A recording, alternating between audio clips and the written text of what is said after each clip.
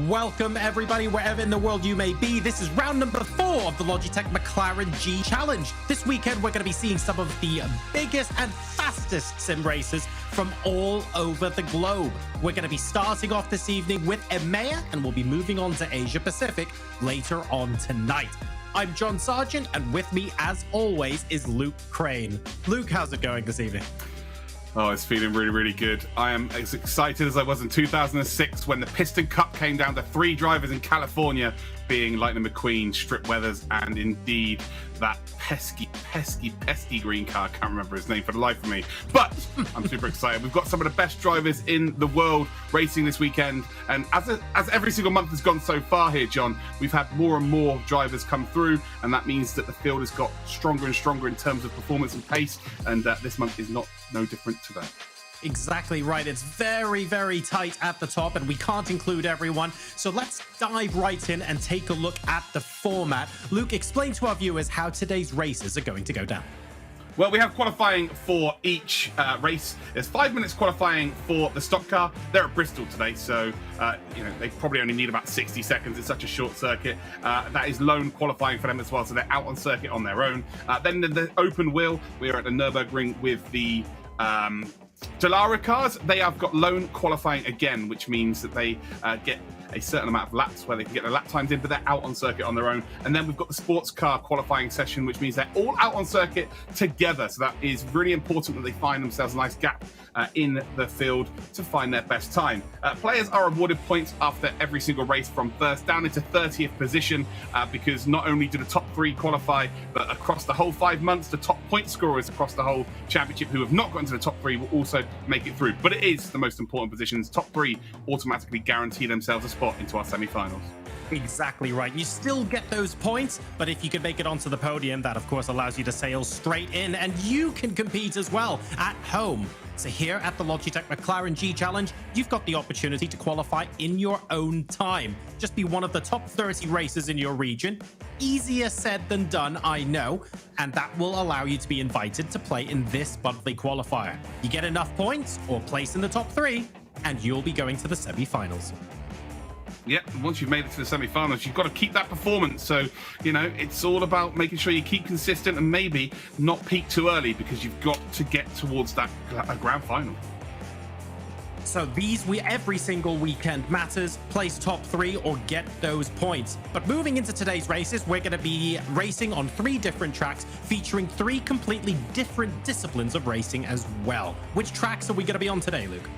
Well, for the stock car, we've got the NASCAR Cup Series Chevrolet Camaro ZL1 as per usual, but we're at a very unique circuit. We've been at some super speedways this season, but we're now heading to a short track. We're at Bristol Motor Speedway, and actually this year for NASCAR, they had dirt on that circuit for NASCAR. We do not. It is concrete today, and again, it's a 14-second lap. It is going to be a whole different challenge. It won't all be about slipstreaming. It will be about making sure you conserve those tyres, making sure you hit your marks in terms of your braking, and making sure that you do indeed not leave that door open. For race 2, then we've got the open wheel Dallara IR01 at the Nürburgring GP. Not the Nordschleife, but at the GP circuit. Plenty of overtaking opportunities, especially down in towards turn number 1. It is a long run out the Coca-Cola curve at the top end of the circuit, down in towards turn number 1. So expect there to be some awesome action. And then we head to race number 3 at Suzuka circuit. And what is unique about this one is that we are in nighttime scenario mode today, which is a whole different challenge in itself. We will get to see the Ferris wheel in its full green glory, but again, it's very similar to the Nürburgring. Turn 1 is going to be absolutely vital. Turn 1 and turn 2,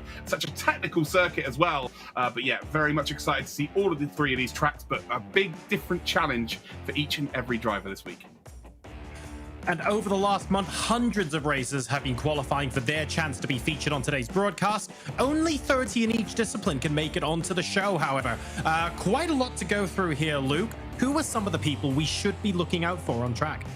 Absolutely. Florian Martin, who's qualified in P8 this month. He is the only already qualified driver for the semi-finals to make it back for monthly final number 4, which says to me that the talent pool is getting bigger. More and more people are finding out about this championship, and ultimately we're going to see that in the races. But the biggest story is that Marco Iafaldano, who has the most points overall from the previous 3 monthly finals, including qualified drivers as well, that is, he is yet to make it to a top 3 spot. So will Bristol provide to be the successful stomping ground, or psychologically, can he get over this qualifying hurdle? Definitely a driver to keep an eye on for sure.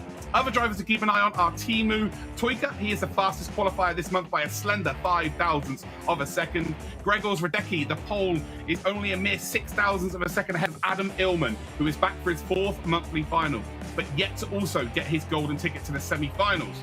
But for me, first-time qualifier Przemek Lemonek might be the one to steal the show, as he and fellow Roman Grosjean team driver Martin van Loozenod have already both qualified for the semi-finals in open wheel, but he will be looking to make the stock car semi-finals as well. It is safe to say that this has the potential to be the race of the weekend, and it is only the first of a 12 races. That is the stock car cast. Let's take a look at the open wheel contingent. As we will look at Carlos Fenolosa. He is the fastest qualifier coming into this month's final at the Nürburgring. He boasts a 1/4 second advantage over second spot already qualified driver Sam Keitel. From P3 down to P9, though, there is only 4 tenths covering them, with Luca, Andreas Henkel, Cedric Bill, Peter Zuber, Jabolt Balog, Robin Ostland, and Thomas Cope. So that means 7 drivers all battling for 1 spot if raw pace was the measure. We know that will be different in the race, and it will be fascinating to see how this plays out. Thomas Cope actually has the most overall points of any driver in the EMEA region for the Open World Challenge, but yet to qualify for the semi-finals. Could today be the day so he can have a break in month 5? Keep an eye out on Daniel Sedgley. He finished on the podium last week at the Mobius Challenger Cup by just keeping his nose clean. He qualified down in the 16th position, got a podium in a 2-hour race. This guy knows how to get the job done. It's going to be the closest field we have had in terms of pace from P1 to P30. So buckle up and enjoy the show. But if that was not enough, we head to the Sports Car Challenge, which boasts some of the biggest names in esports, and Eamon Murphy. Speaking of the devil, he is the fastest qualifier for this month's final. He may be a villain and despised worldwide, but he certainly knows how to pedal. Himself and Niels van der Koekelp both have 69 points. Nice. And our second overall in the points tally behind our featured driver this season, Chris McDade. He has 82 heading into today's final. But all 3 will want to get to the top 3 today's race to guarantee passage into the semi-finals. None of them have guaranteed that spot as of yet. Kamil Pawlowski, a 2-time Project Cars World Champion, will be racing here once again and bidding to make the semi-finals himself after a scrappy race in monthly final number 1 at Spa. Would it be a Logitech McLaren G challenge without Patrick Adamczyk popping up somewhere? Well, he is back again. He is P20 seed. Right, John, I'm going to throw you under the bus here. This is such a close field. I want a quick fire winner prediction from you. I'm straight up instantly going Patrick Adamczyk. I'm a big fan, especially watching his races from last season, and I would love to see him take a W here today. But we are now into qualifying. Ladies and gentlemen, this is the Bristol Motor Speedway. We want to remind you guys as well, we're taking tweets from you all evening using the hashtag Logitech G Challenge. Send us your questions. Let us know who you're cheering for. Let us know what you think about tonight's broadcast, and we look forward to reading them a little bit later on.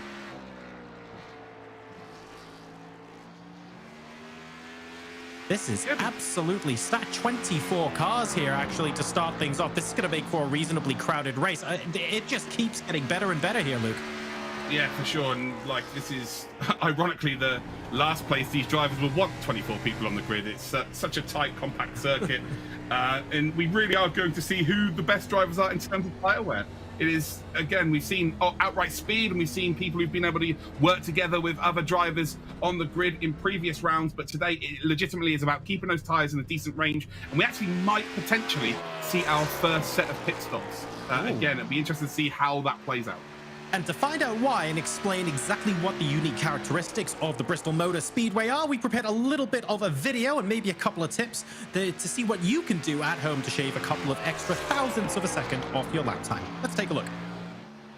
Tennessee's Bristol Motor Speedway, billed as the world's fastest half mile, is one of the most popular NASCAR tracks in existence, and the venue of the Logitech McLaren G Challenge in October's stock car discipline. Let's get stuck in.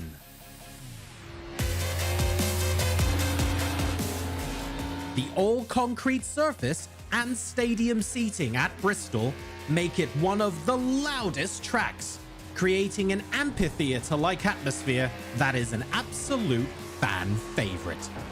The banking makes the high line quite fast at Bristol, and combined with the short track, this can make it more difficult for drivers to pass. Qualifying performance and getting a good slot on the grid will be more important here. During the race, this track is well known for eating up the front right tire. And because cars can often be on the high line, drivers will want to be wary that a moment of lapsed concentration doesn't result in a date with the wall.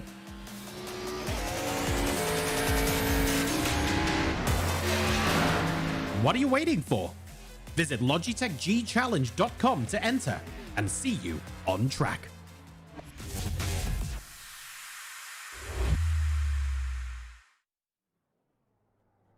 So we're still in a qualifiers here, just under 2 minutes to go. And if you haven't seen a lap time this fast before, this is going to look a little bit strange, but 14 seconds. This is, I mean, it's the world's quickest half mile for a reason. And a half mile is actually quite a big distance to cover in that short period of time, Luke.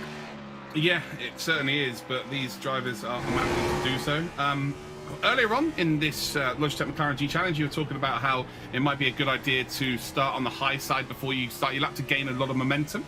And around a circuit such as a motor speedway, Charlotte, we've been to Daytona, etc., it doesn't really make any difference. Around here, it will do. So you'll see drivers at the start of their runs try and get as high as possible. That is for sure not ideal there, but that is qualifying. You know, with 1 minute left to go, if they haven't got the lap times in now, then yeah, they're probably just out there practicing their lines. And you're going to see the lines change across this race as well, John. High side is very, very quick, but the low side become quicker as well. It just depends what the most rubbered in part of the circuit is, really. I'm really excited for this. You mentioned earlier, we have to talk about this. We might even see some players go for their first pit stops, despite the race, from a time perspective, not being that long. And that's because this circuit is going to eat up their tires like nobody's business. Yeah, it's one of those. There's going to be a few drivers that might take a chance. I feel like the leaders will stay out. I don't, you know, You've got a lot more to lose, of course, if you're at the front. But anyone that may be in a second group or maybe at the back of a front group and there's not really any room to maneuver in terms of making overtakes, they may look to come into the pits to change things up. And until you see it, you will have no idea how much faster fresh rubber is. So, you know, drivers that are 35 laps into this race, or if they get to maybe 45 laps, and a driver came in, you know, midway through at lap 35, they have to stay out the lead group because the damage would have already been done effectively. So strategy for the first time is going to be a huge factor here today. It's going to be very interesting to see exactly how that goes down. Qualifying is now over. Let's go ahead and take a look at the race conditions coming right up. We've conveniently engineered them so that the storm that was originally forecast will just comfortably pass us by. 25 degrees ambient temperature and just shy of 40 degrees on track. It's going to be nice and cloudy with a mild breeze. Basically, perfect racing conditions here. And 70 laps of this Bristol Motor Speedway. I cannot wait to see the differences in strategy between some of our cars today. Yeah, for sure. And there will be strategies. Again, it's a very high tire wear circuit, but whoever takes that chance, what's going to be the quickest strategy? Is it going to be a one-stop strategy, or will it be trying to do 70 laps to go to the end? Well, it remains to be seen, but we will find out very, very shortly. Exactly right. And I think we're just getting our grid finalized now. There are over 20 drivers here, so there's quite a lot for us to go through. When there are such short straights as well, it's going to make overtaking potentially a bit more challenging than normal too, Luke. Well, it becomes more like an orthodox race, if that makes sense. With sure, you know, normally with well, let's do the grid first, and then we'll talk about the nuances. Absolutely. Tumu Toika is going to be lining up on pole position, and we've got Gregors immediately behind him, or alongside, I should say, in second. We then have Marek and IFL Dano taking on the second row of the grid. Adam Illman and Despois will be on row 3. Bilaruel and Bila, I beg your pardon there, will be 7th and 8th respectively. And Jorge R, because no additional letters are necessary. We're just going to smash through. And Antoine Chagnon will take home P9 and P10 respectively, but we'll be hoping to move forward in the race. Absolutely. Our next set of 10 drivers then, Antoine Mark as P11. Then we got Jorge Curto, Martin Tilling, and indeed, Frowley in P13 and 14. We've got Dave Stedman and Danielle Fioravanti in 15th and 16th position. Federico Navia and Ivan Kashkin are in 17th and 18th. Then we've got Yaro Luam Jockey, and we've got Jerome Alkema as your top 20. And moving towards the rear of this field, but you never know what might happen in front. We've got Urpo Holapa in 21st and Klavinsky immediately alongside. Lazarov and Vossier will be lining up the back row, but be looking for an opportunity to pounce based on the extra information they will have on who's doing what in front of them. Can they make the most of it? And maybe they've got the most to gain from a potential deviation in strategy. Absolutely. Right, let's talk about the nuances of this race. When I mean by it's more of an orthodox race, in terms of hitting your brake marks, getting on the power early out of corners. Normally in NASCAR, I say normally, for the most part, with the super speedways, you're just flat out the whole way. You know, you're getting into trying to get some clean air, really, to slow yourself down, to maybe sort your oil temperatures out. But for the most part, you've got your loud pedal all the way through the floor from the start to the finish. But again, with here, you're going to be letting off the gas. They're not going to be braking so much. They're going to just be letting off the gas. There'll be no gear changes as well through the corners. If you see someone change gears, that you'll see them also with the gearbox falling through the car, and they'll be facing the wrong way. But it's all about making sure you do not leave that inside line open. But you've also got to make sure you're on the power very, very early out of every single corner, because if you leave yourself open to another driver behind you that's maybe saved their tires, or they're just a little bit faster on exits, then they will have the opportunity to either go around the outside, which the high side is going to be faster, or they can also try and go up the inside when you're not expecting it, forcing you up high if you've taken a very acute angle in, slowing you down hugely. But again, drivers in behind have to be wary of this as well, because there's opportunities to catch up. Two drivers going side by side around a circuit like this, they're going to be slower than when they would be doing it normally at a super speedway. I think we might have 2 laps of pace car around here, because it's such a short circuit. Pace car want to come in, and all sorts of shenanigans are going to go down here. This is going to be really, really exciting here. But Teemu Toika, he's definitely got to be favourite to win this now, John. He's quickest in qualifying for the event. He's quickest in qualifying itself for the race. This is going to be a good one. Yeah, really good consistency, and quite clearly extremely comfortable around here as well. A second formation lap indeed. I mean, this is the fastest lap time I think a pace car can do anywhere. But let's go ahead as we now get ready to start the race. We do indeed. So it will be number 12 who does take us away here at Bristol. So the Logitech McLaren G Challenge EMEA region stock car final. Final number 4, and already off into the distance. Teemu Toika. What a start that is here, and already you can just see the advantage it is to have that best line. And then we've got 3-4 cars just in behind there. So Toika leads, then Gregors. IFL Dano then, the driver with the most points out of everybody so far in this championship, but yet to get himself qualified is month 4, the time to get the job done. As you can see there, you can see the different lines, how quickly they are. So on entry, the low line is quicker, but then if you've got the high line on exit, you just get the power a lot earlier. So you're going to see that take effect across this whole race. Back markers are going to be a huge factor here, John, as well. This is really, really quite fun. It's amazing. It's unusual to see a stock car race where so many different lines are in use. I look forward to seeing how this is going to move on later in the race as well. Toika, though, that gap, I mean, this is possibly the biggest gap I have seen in the opening minute of any stock car race in the Logitech McLaren G Challenge so far. That's incredible.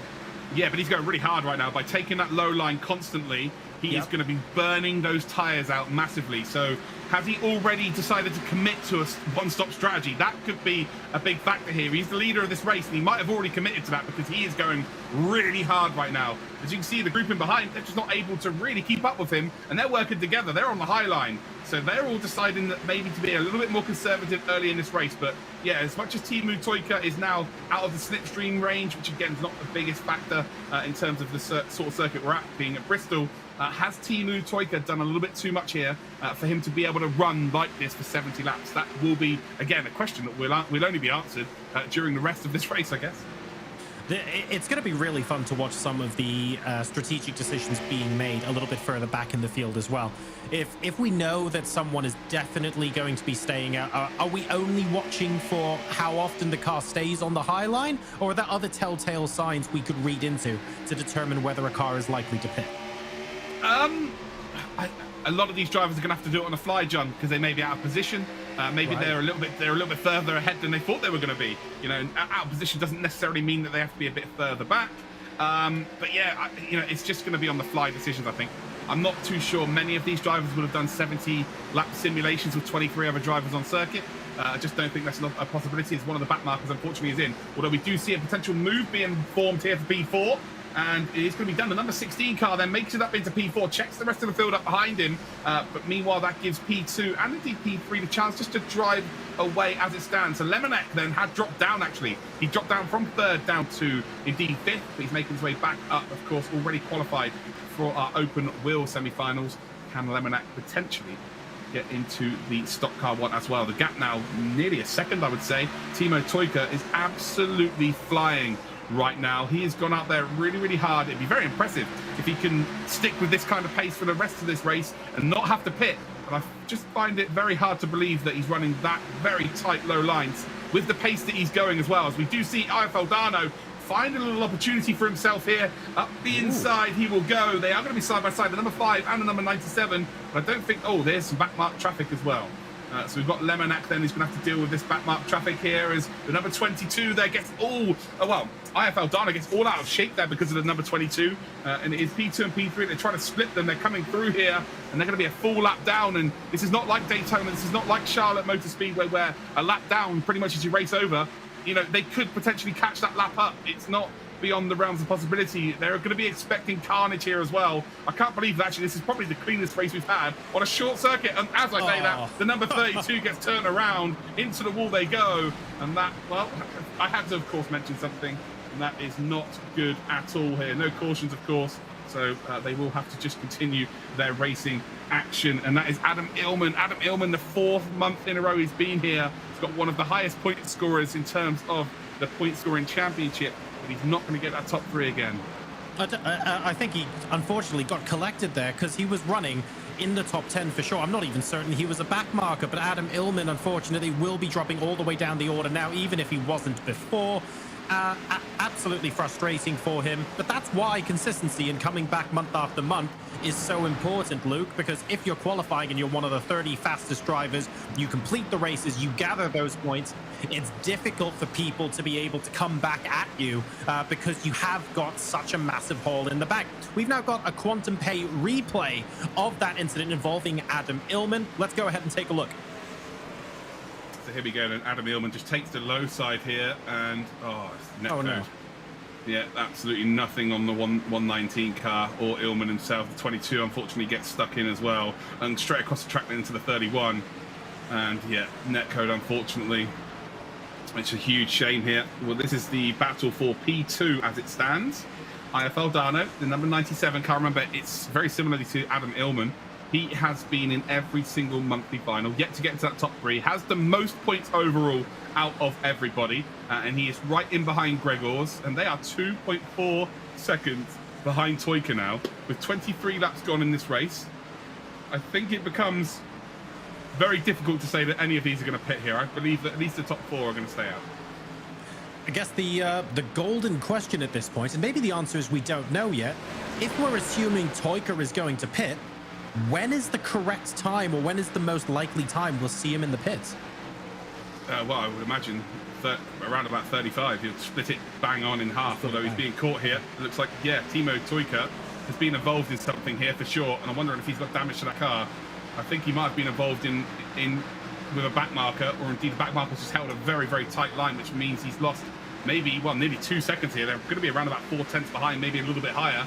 Up here, it was 2.4 seconds in the lead, but Timo Toika, his lead has been completely capitulated, and that is the high risk here. So if you go out really hard around a short circuit, ultimately, it's not always in your hands. If you get caught up with back markers, there's very little room to maneuver around the circuit such as this. It's very hard to indeed deal with the back mark traffic unless they completely get off the gas.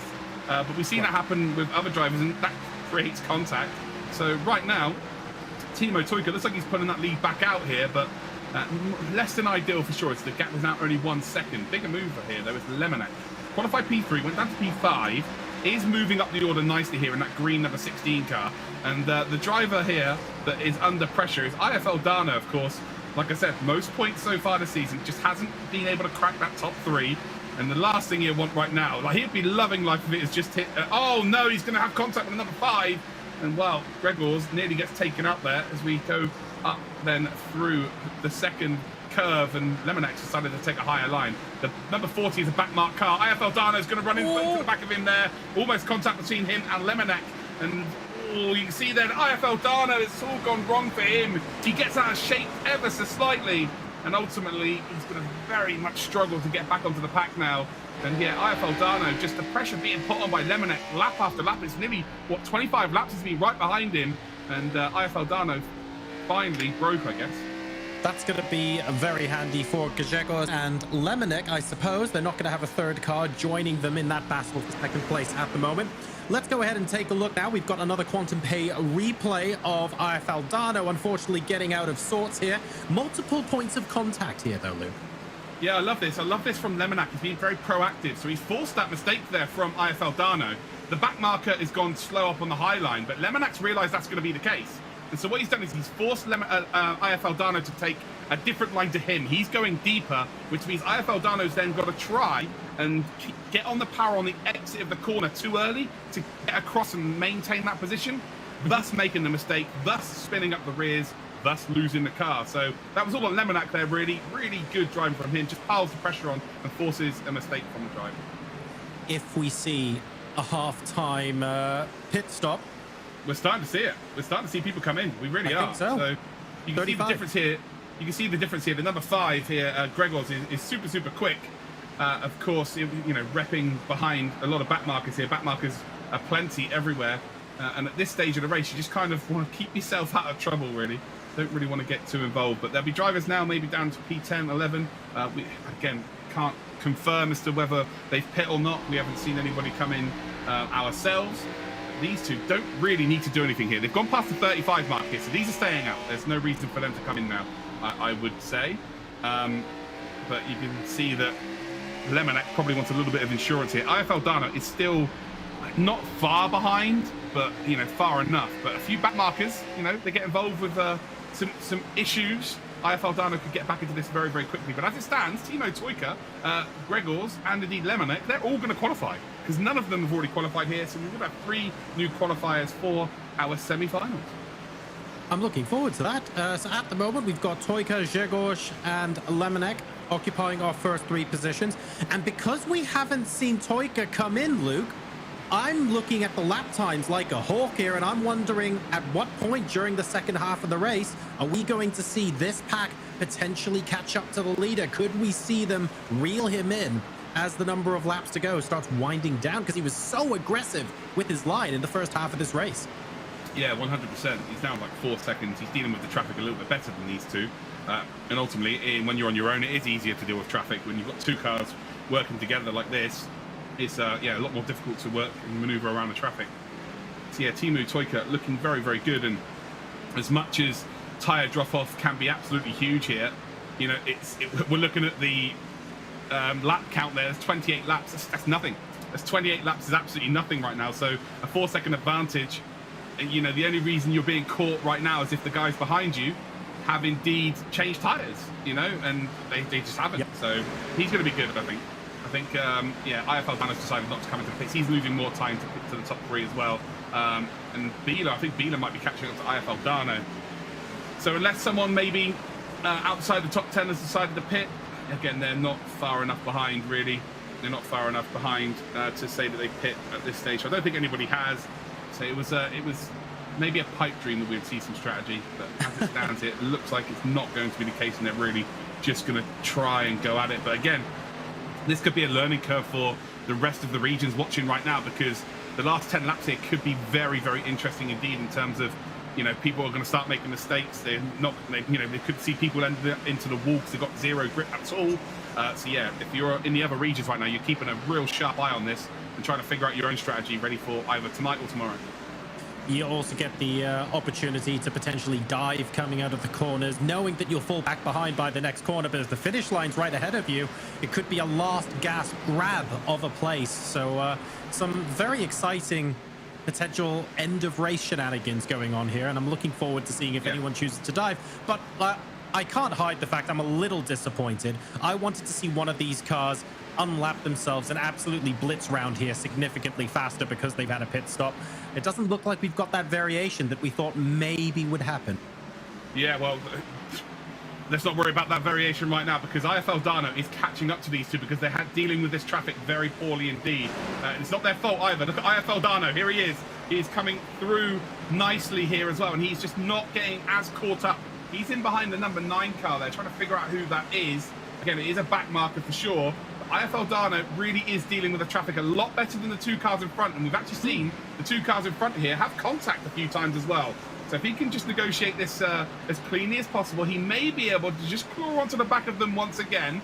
And the potential is there. He's only, well, he's 3 seconds behind, so actually he's now starting to suffer from it. But the worst thing about this situation is if any of these drivers have come into the pits and they're a few laps down because of damage, they will have fresh rubber on. So as much as they are the slower car, they could actually be faster around the circuit at this stage of the race because of the tyre wear. So it just becomes a little bit more difficult. So with only 19 laps to go, this still is on for IFL Dano. He's just got to keep himself going. But what a story this is. He's got the most points out of everybody, been here every single month so far in the finals, and it looks like he's going to fall short by 1 position once again. Well, the good news is if he does do exactly that, then while the 3 cars ahead of him, of course, will be occupying those podium places in the automatic semi-final invites, there's literally no one else who can improve on his points tally. He will have the maximum number of points out of everybody who could possibly qualify on there. So frustrating, yes, but it's almost 1 foot in the door of the semi-finals, just maintaining where he is now. Yeah, but psychologically, if you've never got into the top 3, what does that do for you? You know, you get to the semi-finals, and yeah, it's great that you've been super consistent, but every single month there's been 3 drivers faster than you, at least, you know? So it's got to play on your mind here. So, I think he's going to be in the semi-finals, right?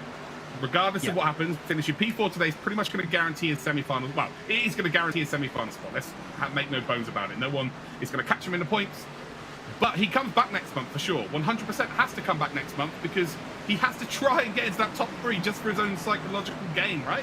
Sure, yeah, completely. I think if you're able to be that consistent and you finished on the podium, that's almost like the perfect tick box of everything. Big contact there. I think that was IFL Dano on the number 36 car. It looks like. Yeah, they dropped down onto him. He's a fast contact from the leader as well in your picture-in-picture. My God, everything's happening at once.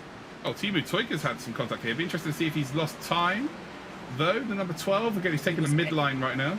He was able to continue. He made contact with another purple car. Unfortunately, whoever he made contact with looked to bear the brunt of it and saved Teemu from going into the wall. So I think he lost some time there, but probably not too much. No, right now it's just showing lap times here. Unfortunately, we would like to see the interval, just to see if he lost any time. He smoke's being kicked up there from the incident on circuit. That'll stay there for a couple of laps for sure. IFL Dano right now is just hoping that a back marker really does swipe in and potentially get involved with the battle for P2 and P3 to maybe just guarantee himself a month off effectively. Like, there's only so much grinding you can do before your brain needs to explode. Teemu Toika, wow, 6.8 seconds now. The advantage here, and Gregor's Radecki and Lemonek, they are both just, well, I say, don't fight, guys. You've got no need to fight, but yeah, you can't turn a race driver off, unfortunately. Lemonek's going to go up the inside once again, but the high side is going to be quicker on the exit. So again, it's quicker to go deep on the entry, and you can see they almost go side by side, but it's always going to be faster on the high side, especially with the tyre wear being as it is. These drivers will be on the cars will be screaming right now. Be surprised we're not seeing sparks from the rims of the car. And while this is the last thing you want, is if you comfortably in a P2 and P3, you're comfortably making it to the finals, and then you've got a wall of 4 cars with 8 laps to go. This is exactly not what you want to see here. It's too wide there between 8 and the number 93. Remember, the number 5 car is Radecki, Gregor's Radecki. He is currently, sorry, number 5? Is it number 5? Yeah, sorry, number 5. I was looking at the position there. This is number 2. Of course, he is in position 2. But yeah, the last thing you want right now is contact that's not your fault. There's the number 9 car there. That's not Chase Elliott. That is indeed, trying to figure out who the number 9 car is. It must be actually in the top 15. They removed themselves out of the way nicely here, but as it stands then, they're getting through this group of 4 cars very, very nicely indeed. Nothing to write home about. IFL Dano's hoping that there's, you know, the scene from Endgame about to happen for him. But ultimately it looks pretty good here, although these two are battling very, very hard indeed. And now Lemonek goes side by side here with Radecki. Lemonek, though, the clever driver, is definitely not going to decide to make any potential moves. Nearly a chop down there on the number 5. He backs out there. Yeah, so Gregor's Radecki, he was backing out of that situation. He figured he was going to get chopped out big time there. As Lemonek gets very close, trying to maybe find an opportunity for an overtake. Oh, dangerous to do so. There's a couple of cars off the circuit as well. Wow. And again, it just becomes out of your hands. It is out of your hands at this stage of the race. We've only got a couple of laps to go. And are they going to negotiate the traffic here, sufficiently enough to get through the second and third? Or is there going to be a bolt out of the blue that's going to take them out? Final couple of laps here at the Bristol Motor Speedway. Lap 68 out of 70, just seconds. But how long and agonizing those seconds must be. Tires screaming on all of these cars as second and third continues to be a bit of a tussle. But if you maintain the high line for the entire time and your tires aren't screaming half as much, and you don't have to worry about the tire we're ruining the end of your race, the back markers, though, might be able to. Yeah, Radecki there gets overtaken by Lemonette. Luckily, P3 is still a qualifying spot there. He just got boxed in by a back marker. And we're on the final lap of the race, though. Teemu Toika, it did look like... Oh, yeah, it did look like he might have gone out a little bit too hard, a little bit too early. But ultimately, he is golden here, so he is going to pick up the checkered flag. Then it's all about these two here. Right now, then, it's Lemonette, who's already qualified from the open wheel section of the G Challenge. And it looks like he's also going to qualify now. The first time I've asked him in the stock car challenge as well. So well done there. Gregor Radecki is going to pick up third, and it's heartbreak again for IFL Dano. He's going to finish in fourth position, just outside that top three. Are we going to see him hit that podium during the G Challenge? Not sure we are. Hopefully he proves me wrong, but it is all about Teemu Toika. He qualified for this whole event as the fastest driver. In qualifying itself, he was the fastest driver, and in the race, he was absolutely untouchable. They say that, if you want to win, hire a Finn, hire Teemu Toika.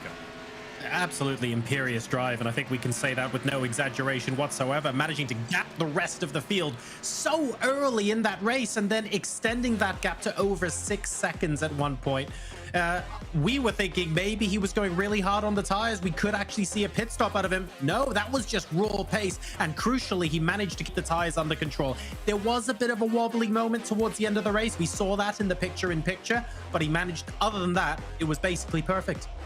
Yeah, but for the most part, it was out of his hands, those situations. It's all about trying to negotiate the traffic, but, it's so easy for a car to just light up those rear wheels on exit of any corner, especially with the tyre wear being as it is later on in the race. And if you're a leader, it's just, you could be taken out by someone just making an honest mistake or tagging a wall. There's just so little room for error. But he's done his homework. That's the big factor here. He's done his homework. He's obviously gone out there and done some simulations. He was obviously the favourite and the quickest coming into this. And it just goes to show, he went out hard. We thought, maybe the potential there for him to have to pit. But ultimately, he knew his limitations and he got the job done. Let's go ahead and take a look at our final results here for the stock car discipline, powered by Splunk. And as we can see, Toika, Lemonette, and Radecki will be able to take the 3 podium positions. Congratulations to them. IFL Dano, once again, not quite able to make it onto the podium, but 32 points, and essentially a spot in the semi-final is more or less his. We then have Antoine Chaignon finishing in 5th. Terry Despois in 6th, Navarro, Bilordel, Stedman, and Fioravanti will be able to make up our top 10. Yeah, so there's your top 10, and it says that some of these drivers are a few laps down, but they were well and truly still in the race. It's such a short circuit. Antoine Mark then is in 11th. Then we've got Yari Lua Majoki in 12th position. Martin Tilling and Laya Bomier Lazarov are in 13th and 14th position. We've got Frowley in 15th. We've got Ivan Kashkin in 16th, Henrik Bieler and Urpo Holapa in 17th and 18th. And then, unfortunately, we've got Adam Illman. I would say Halapa's probably one of our first non-finishers. Adam Illman and Federico Navia as the 19 and 20. Rounding out the back of the field, then we've got Thierry Vossier, unfortunately finishing outside the top 20, but taking home 9 valuable points. We then have Klavinski in 22nd, Sepulveda in 23rd, and Alkema, unfortunately, involved in an incident early on in the race, will still at least be able to take home 6 points. So let's go ahead and take a look at some of the moments from that race. Certainly interesting. We were speculating about the strategy to begin with, but even without that spanner thrown in the works, there was a reasonable amount of on-track action. Yeah, for sure. And this is what cost IFL Dano that 3rd position. Just gets again, blocked up the high side. It's really good driving by Lemonek, using a back marker to his advantage. And then IFL Dano was just completely out of shape due to Lemonek forcing him to go tight on the inside line. And then we just watched the only description I can give is the absolute cluster of the back markers to contend with P2 and P3. And you just got to show your respect to the P2 and P3. They managed to get the job done, as IFL Dano then, he got dropped down on there. It wasn't his fault for me. And then we got the number 32 getting absolutely cleaned out. That's Adam Illman, of course, same as IFL Dano, been here 4 months in a row and yet to get that top 3 position. I would imagine we're going to see him in the semi-finals regardless, but yeah, could have gone a little bit better today. And you can see here, even near the end in the pit lane, you can see there's a couple of cars coming up high off of the apron, but ultimately the top 3 did survive from start to finish effectively. But the day really does belong to Teemu Toika. First time of asking, comes and qualifies and absolutely smashes it. And we love to see a few donuts as well. Absolutely. I mean, Toika, the race was all about him today. He qualified fastest. He managed to put the car in pole position and he converted as well. What more can you possibly ask for? He seals himself a spot in the semi-finals. That was, of course, the stock car discipline. Next up, we're going to have the open wheel race on the Nürburgring GP. I know, it's not the Nordschleife. Maybe Luke and I can do that next time around. You'll just be laughing at me most of the time anyway. A massive thank you to Splunk, Logitech G, Quantum Pay, and McLaren for helping us put this show on. When we come back, it's open wheel time. Get ready.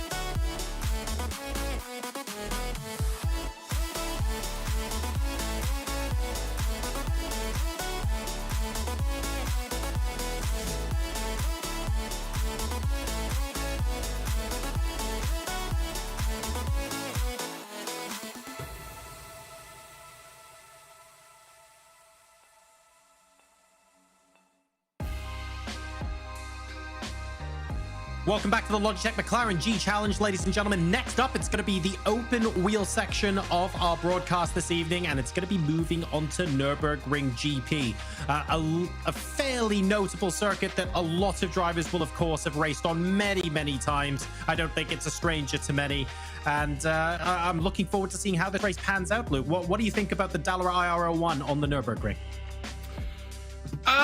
Yeah, well, it's a GP circuit. We're used to seeing Formula One here at the Nürburgring, or we have done in, in the previous 20 years. It's been there a few times.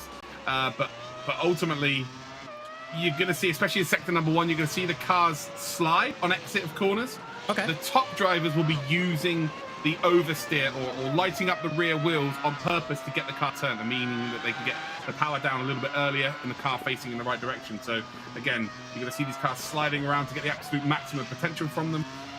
You'll see a very lack of curbs being used on entry.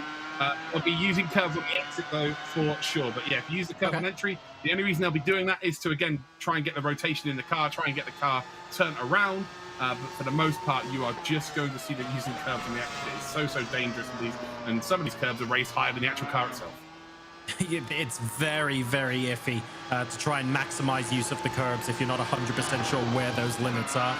And maybe we'll see a couple of those cars pushing it to the limit in qualifying. We'll have to wait and see. We'd like to remind you guys as well, we're collecting tweets from you this evening using the hashtag Logitech G Challenge to send us your questions, who you're cheering for. Let us know how it's going while we get our way through these 3 races tonight in the EMEA region. Right now, though, 8.5 minutes left in qualifying. And most of these cars pretty chilled out at the moment. I'm looking for that sliding. I'm looking for the telltale signs that some of these cars are using that oversteer to their advantage. We are seeing a little bit of it. Yeah, for sure. It'd be nice to get an onboard here, actually, and take you through a lap of this. I don't know what the camera angle was before. That was a lovely camera angle. But here we go. We're heading up towards the final chicane. So let's stay on board with these for a lap, shall we? We can talk you through here. So come up towards the Coca-Cola curve. You've got to set yourself up here perfectly, so you see it go out nice and wide, grab a little bit of white line on the entry, and then on the exit, it's all about maximizing your speed. You want to be going across the line with the highest speed you possibly can. As we run down in towards turn number 1, you're going to see very late braking. It's a blind braking zone here. And what I mean by that is you cannot see the apex of the corner when you're braking. It is lower than where you're braking from. As we come then through turn number 2, again, trying to use a bit of curve on the outside there, which means you've got the power early enough. Through number 3, and in real life, there's actually a bit of a groove on the inside of that curve, and you'll see cars put their front and their rear left wheel inside that groove to turn the car. Little fun fact for you there. Through turn number 5 we come, and now down towards turn number 6 there. Very early entry. Again, just making sure that they can get on the power as early as possible on the exit. Down in towards number 7, which is indeed the hairpin. And you can see very late under braking there. And again, it's all about getting on that power as early as possible. Up towards the Schumacher S's we come. And again, you want to use a little bit of curve there on the entry just to open it up better so you can go there through there flat out. And then we come up towards there. A nice little left-right complex here. Again, you can use a curve on the exit here, but it's massively raised, so you can lose a lot of time. Through this right-hander, again, it's deceptively narrow through there. It looks like it's going to be nice and wide, but it isn't. And then you've got this little kink here up towards the final chicane, and this is where you can really lose or gain a lot of time in qualifying. It's not really slow enough to make an overtake during the race with these cars specifically, but in qualifying it's absolutely key part of the circuit. And then back up towards that final curve, once again a very tidy lap here and a very quick lap indeed. Really nicely done there, and a good bit of insight as well if you fancy trying your hand at a couple of good laps on the Nürburgring. And we've got a video here to show you some of the key features of the track, and indeed some of the things that Luke has just pointed out. So let's go ahead and take a look, and maybe this will help you shave off a couple of tenths.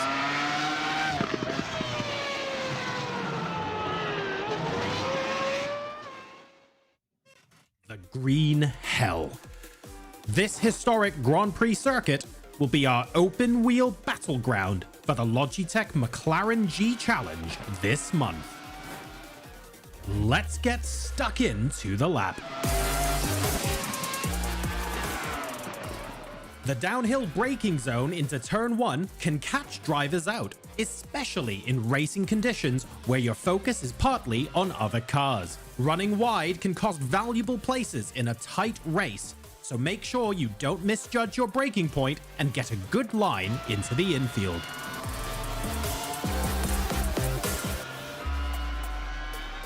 Coming out of the arena section, cars can snap oversteer due to quick changes of direction. Keeping this under control, carry as much speed as you can through the corner entry of turn 6 towards the forward curve, staying as wide as possible on corner entry so you can get a good run through the downhill straight to the Dunlop curve later.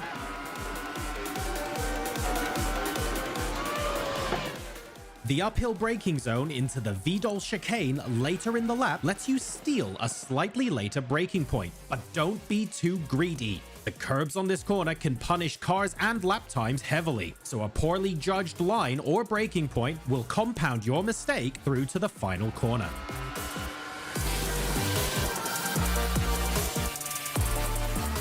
So, what are you waiting for?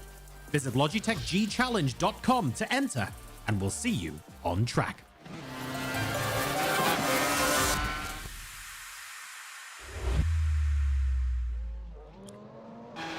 We are back with qualifying. Just over 4 minutes left to go now. And as we can see, a 1:34.42, the current fastest time on track. Still opportunity here to try and improve on that. But time is slowly slipping away. This is the last couple of laps our drivers will have. Yeah, Peter Zuber, 1:30.442. We said that the lap we were on board with was good. I didn't realise it was quite that good. It was a phenomenal lap from Zuber. So yeah, he is clear by about 1.5 tenths. He is yet to qualify as well for the semi-finals. He's on 42 points. So he has got potentially enough points to qualify. Actually, no, he's probably on the bubble, around the bubble area. So he would need a big performance today. Although Carlos Fenolosa, who indeed was the fastest by quite a considerable margin, considering the level of talent that was involved in the qualifying. He now takes pole position. He's been here a couple of times before and hasn't yet qualified himself here. So this could be a very hard-fought battle, which I'm very excited to see. Andreas Henkel is your third driver. Robin Ostlund then is in fourth. But look how close the times are here, John. There's around about, a second separating the top 8. Yeah, these drivers are on the top of their level right now. They absolutely are, and I have a feeling it's going to get tighter between now and the end of the session as well. In 17th there, I'm eyeing up Adam Illman, who seems to be sneaking into every single race we broadcast at the moment. He's yet to set a lap time. We'll wait and see if he ends up doing so, but right now it's all about Carlos Fenolosa, who absolutely sets the track on fire with a 1:30.2. Yeah, this guy is an absolute monster. He's about 0.3 of a second slower than what he did in the qualifying phase for this competition. But ultimately, he could have done as many laps as he possibly wanted. You've only got 10 minutes. You've got 4 laps to do it here. So there's a bit more pressure involved. But to be within 0.3 of a second of your best time, that is absolutely quite ridiculous. But I think today, normally I don't want to do the previous finalists any disservice here. But normally we've seen maybe the top 4 or 5 have been very, very close, and then there was a genuine drop-off for the next group of drivers. Today, for the first time, I think we kind of got 12 or 13, maybe 14 drivers who we should see really mixing it up. And there's a driver particularly called Daniel Sedgley who loves a scrappy race. Shabolt's Ballon is another one, actually. They love a scrappy race where just keep yourself out of trouble and kind of they're very good at dodging any incidents. So keep an eye out for those 2 drivers here, because if they're really close, if everybody's really close, that's where incidents can happen, especially in the mid-pack.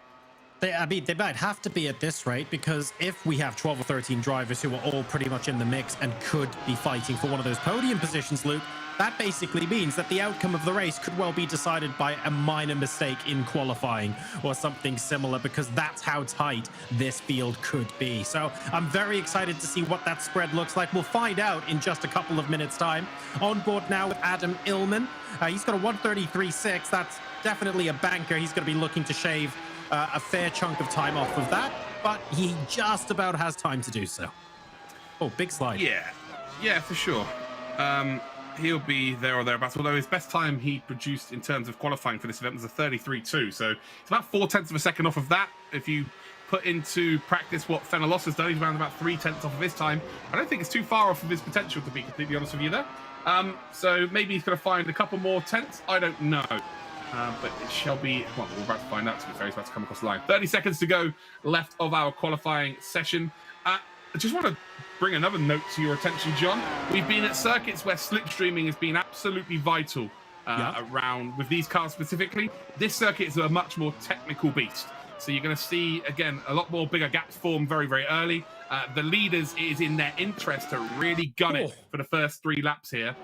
Whereas when we've seen it at Watkins Glen, we've seen them gun it, and ultimately they've just still got cars behind them because they're dragging them along with slipstream. Around here, you know, you've got to try and get that gap nice and early. Then you can nurse those tires, because the tires will go off very quickly indeed. Well, we just watched Adam Illman unfortunately spin the car a little bit too far around Haug Hook. Very difficult there to get it just right, and that oversteer on the car unfortunately eating into what would have been his final lap. We'll manage to get those standings for you in just a second. Here are the track conditions for our upcoming race. Would you look at that? A nice toasty 26 with a track temperature of 40 degrees, and surprise, surprise, it's a cloudy, chill day. 3.22, that's very precise, kilometers per hour wind here at the Nürburgring. Again, absolutely lovely weather for racing. No rain to blame at all. Nope, it's beautiful. This is exactly what the drivers will want. And more importantly, this is what they get every time anyway, because there's no rain in iRacing yet. Yet, I say, because it's coming soon. Yeah, it sets us up nicely for a fantastic race. Let's be honest, we've got some standout talent, basically everybody, and they're all going to be racing on the same circuit with each other for 20 minutes. It's crazy that we get paid to do this, John. It's crazy. It's really good fun, and I enjoy the twists and turns in the race as well. We think something's going to happen, but it's actually a different driver charging through the field. We see some hero stories, of course, out in front. Drivers able to convert pole position in absolutely fantastic fashion into those race wins, exactly like we saw just now in the stock car. But anything can happen here. We see Carlos on pole position, just Carlos, because that is how absolutely baller they are. Andreas J, so I feel like we're going to be inheriting a letter per position, is going to be lining up alongside him in second place. Zuba and Espes will be taking the second row on the grid, and Becker and Sklund will be immediately behind them. Cedric Bill and Shabox Balog, that's going to be quite fun from row number 4. Let's keep an eye on Balog and how he's able to charge through the field. And then Daniel Sedgley right next to Balog, so you're going to get a dream race potentially here, Luke, as well as Bachmann will be 9th and 10th respectively. Yeah, there's your top 10. Let's head on to the rest of the cars then. We've got Matthias K and Julian B on the 6th row of the grid. We've got Adam I and Michael P from 13th and 14th. Then we've got Laya Bomir and L and Mike E in 15th and 16th. And then we've got Drio G in 17th position. Excellently done. I quite like Mike E. Just rolls off the tongue there. Very good. The 17 cars on the grid, and frankly, quite a lot of this field being very competitive. This race could throw up anything. I'm looking forward to it. Certainly can. Sector 1 is just so... It's crazy because you've got such a long straight and such an open turn 1, and then like the following 3 corners is just huge pinch points. So like everybody's like, oh yeah, I'm excited. Oh, we can race side by side. Oh, no, we can't anymore. Oh, it's gone. Chance for that. That's where contact can happen. Drivers get comfortable, and ultimately, you know, with these pinch points, it could end up in disaster. Will we see that today? Lining up on the Nürburgring, just waiting for a couple of drivers to be ready. That grid looks pretty nicely seasoned, to be fair. It doesn't look... Must be further back where we're still waiting for a driver. But we will be getting the race underway in just a matter of moments. Fenolosa on pole alongside Cedric Bill. Yeah, Carlos Fenolosa is on pole position in the number 1 car as well. Maybe he's preempted it. Fair play to him if he has. He indeed will be looking to have safe passage through, and we will actually have 3 qualifiers today. The only driver that qualified for this race was Sam Kiter, and he's not in the race. So we are indeed green flag racing as we head then down in towards turn number 1. And the blue car then of Fenolosa is in P1, runs nicely wide there. Again, there's multiple lines through there. Each line is pretty much as quick as each other, especially at the start of the race. But will be indeed holding on to the Andreas Henkel in second. And then we've got Peter Zuba, as always a Hungarian, ladies and gentlemen. He is in 3rd spot. We've got Pablo Espes, Lucas Becker, Robin Ostland, Cedric Bill in 7th, Shabolt Balog, Daniel Sedgley in 9th, Julian Bachmann in 10th. And it looks like, and I'm going to say this very tentatively, looks like we've had a very clean start here, John. Yes, Cedric Bill's going to be disappointed being down in 7th after starting 2nd on the grid. And we've got Balog as well as Daniel immediately behind him as well. So 2 cars are very happy to get involved and fight for track position. This could end up eating a lot of time out of Bill's race. This is not the start he would have wanted at all. No, for sure. Well, you know, quite the opposite for front 3. They've got away here. It's such one of those circuits where you've got to get away early in the first 3 laps. If you can, you're going to be golden here. There's not really a chance for the group behind to work together. There's not a long enough straight, really, or enough straights. I'm trying to think of words here. This is terrible. There's not enough straights, really, like Watkins Glen is pretty much slipstream the whole way around. It's not that kind of circuit here, so we've got some proper action going down here for P4, and this is only going to have a detrimental effect on your races. We actually got a board of them across the line, down in towards turn number 1. It's going to be forced to go around the outside. Then is Robin Östlund in behind Szabolcs Balog. So the Hungarian then versus the Swede. And the Swede is, well, he's left the room around the outside there. Balog did not have to leave that room, but ultimately I guess he feels like he's got the racecraft, he's got the ability to keep hold of the position. They're still side by side then for the 17th corner in a row. And well, has it worked out for either of them? Well, Östlund is just about holding on to that position, and now they've been caught up by the 3 cars in behind. So ultimately it's fantastic to watch. They've lost a load of time for the front 3, and really the big winners of that situation are 6th, 7th and 8th position. It's going to mean that this ends up being a 4 or 5 car scrap, which is, well, as far as viewership is concerned, it's exactly what we want to see here. So Balog in 4th place, Östlund just behind. Big off. Robin Östlund runs wide there through the hairpin, which just means everyone else is checked up. To be fair to him, he got the power down very, very well indeed to recover from that. But ultimately, he seems to be struggling in the braking zones here, and the pressure's starting to tell. Just about holding on at the moment. No changes of position just yet, but look at how bunched up they are now. I think another minor mistake, and to be fair, that was more than minor, could actually result in a position change, especially if you're then able to get some lovely speed down the straight as a result. Potential send up the inside going into the chicane. It doesn't look like that's going to happen, and we actually nearly have contact coming out of the exit. Very difficult to control that car once it's half airborne on the exit there. Another good example of where taking too much curb can lose you a little bit of control. But at the end of this lap, we have Östlund in 4th, Balog immediately behind, Sedgley, Becker and Espes, though, right behind. And poor Cedric Bill now down into ninth. Big contact. Well, there we go. That's exactly what I say about Daniel Sedgley. He's the one in the blue car there. I hope we've got a replay of this, because he manages to dodge stuff like that all of the time. It's no accident. You've got to have really good racecraft to be able to not be involved in those incidents race after race. And he has just witnessed 2 cars be absolutely cleaned out in front of him there. So yeah, essentially he's moved up. I think Szabolcs Balog was involved in that, and Luca Becker was the guy that maybe cleaned them out. And we'll get a replay of that. And actually, we've got a replay of that right now. So let's take a look at it and see exactly how that's gone down. So Daniel Sedgley's the blue car. He's being overtaken. And there we go. So Szabolcs Balog. Ooh. We'll see you next month. Daniel Sedgley is waving at them both bye-bye. He avoids the situation. And again, I told you, he just seems to be, he's got the knack of being in the right place at the right time. Whereas other drivers, if you can clearly see, have the knack of being in the wrong place at the wrong time. Poor Balog, absolutely nothing, doing there for him. Wasn't his fault at all. Yeah, it was actually just really quite poor driving from Luca Becker, unfortunately, in P7. So sadly, sending him all the way up the inside. And frankly, at that point, you're off the gray stuff. A little bit of a passenger. We'll be seeing Szabolcs Balog next time around. That was your quantum pay replay of that incident. Quite a lot of drivers involved there, unfortunate. And now, as the dust settles, Fenolosser, Henkel and Zuber still just getting on with it very quietly out front. But most importantly, they've now got a full 3-point gap over Robin Östlund. And there are going to be people watching going, oh, why didn't you decide to go left there and avoid everybody? So you make a split-second decision. If you're late on the brakes, if you realise you're late on the brakes, most people turn to whichever corner they go. If there's a left-hander, you turn very early into the left-hander just to, try and get the car sideways, slow it down that way a little bit more. But ultimately, if you feel like you can do that, you try it. Very rarely does that work out. You're normally going to clean someone out anyway. But the brain works in mysterious ways. You're always trying to recover the car the right way around the circuit. It's very rare that you'll see someone pull off to the left there and take the escape route, because it's just too late, unfortunately. He's committed to an overtake and then got late on the brakes, and the car is in a position where, you're just not getting out of it effectively. Peter Zuber here, maybe starting to lose touch with the front 2, which is only really good news for Robin Östlund. But these 3, if they can stick together for the entirety of this race, they can do the hard work together. That's the big factor here. Daniel Sedgley behind Östlund, they've got to work together. They've got to hope that someone like Zuber does drop off the back here.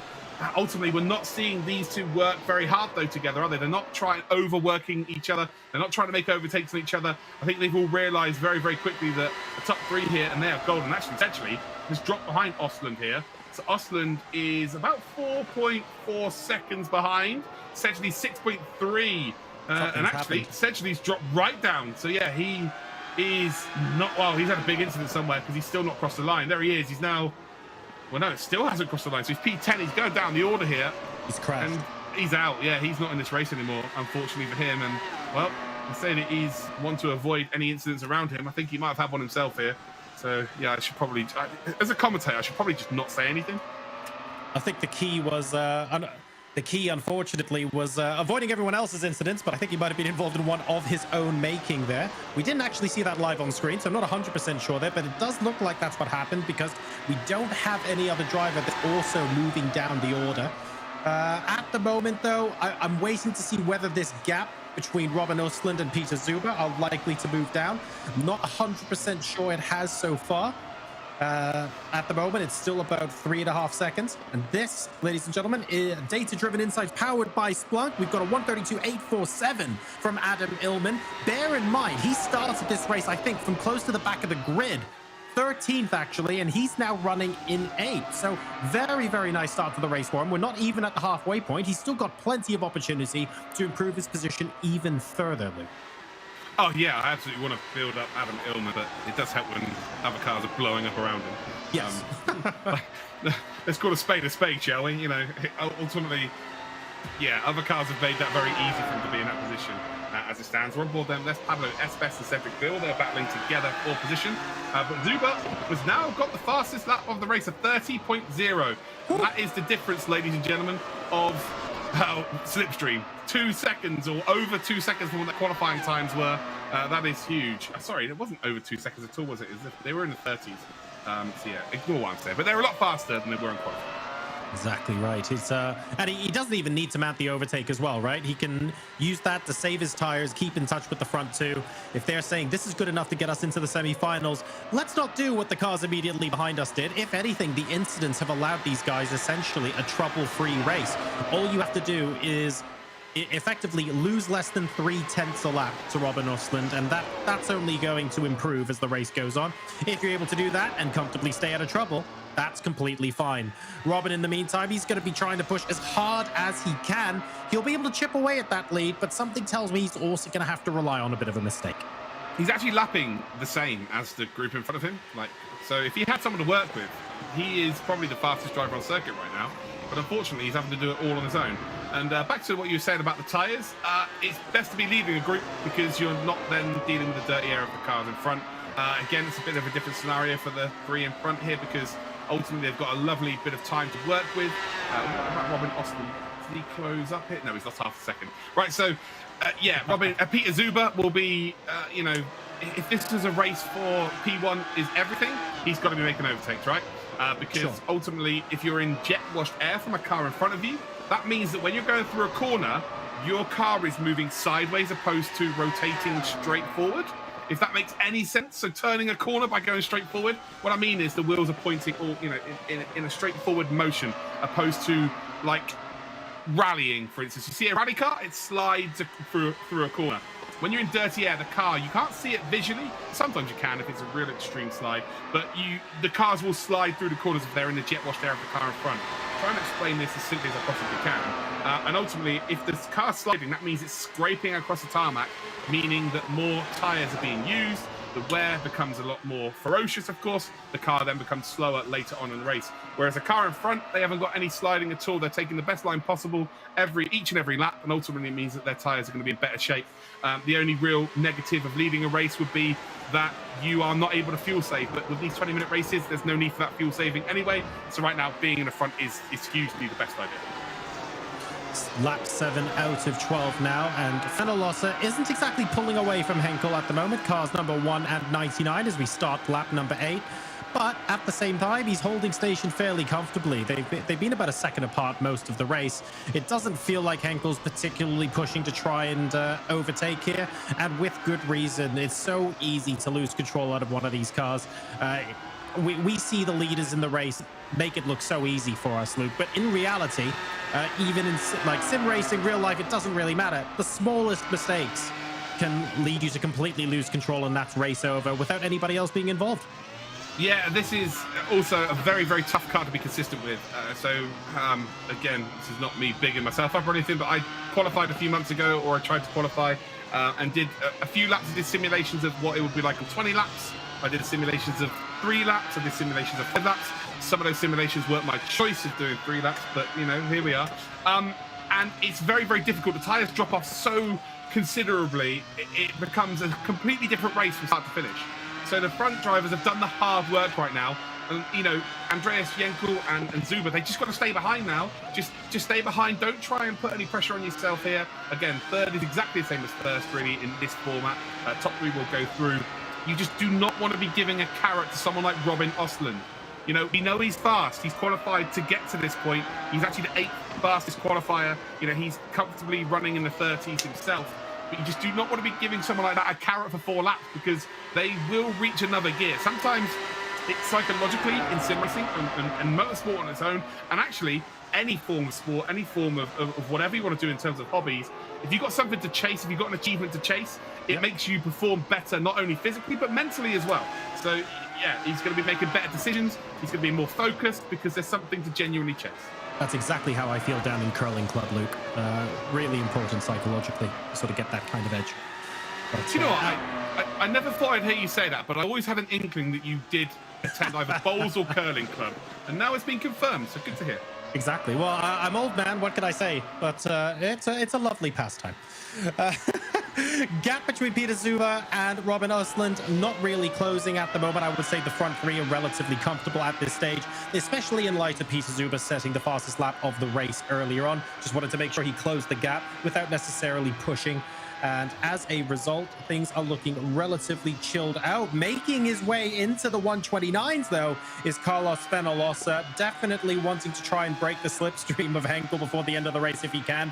And it doesn't look like he's on the ragged edge either. He feels like he's driving comfortably within himself. And if he's got another couple of tenths in the bank and wants to show us, needs to be a little bit careful with the airtime there. But to be fair, he's driving that thing mighty fast right now.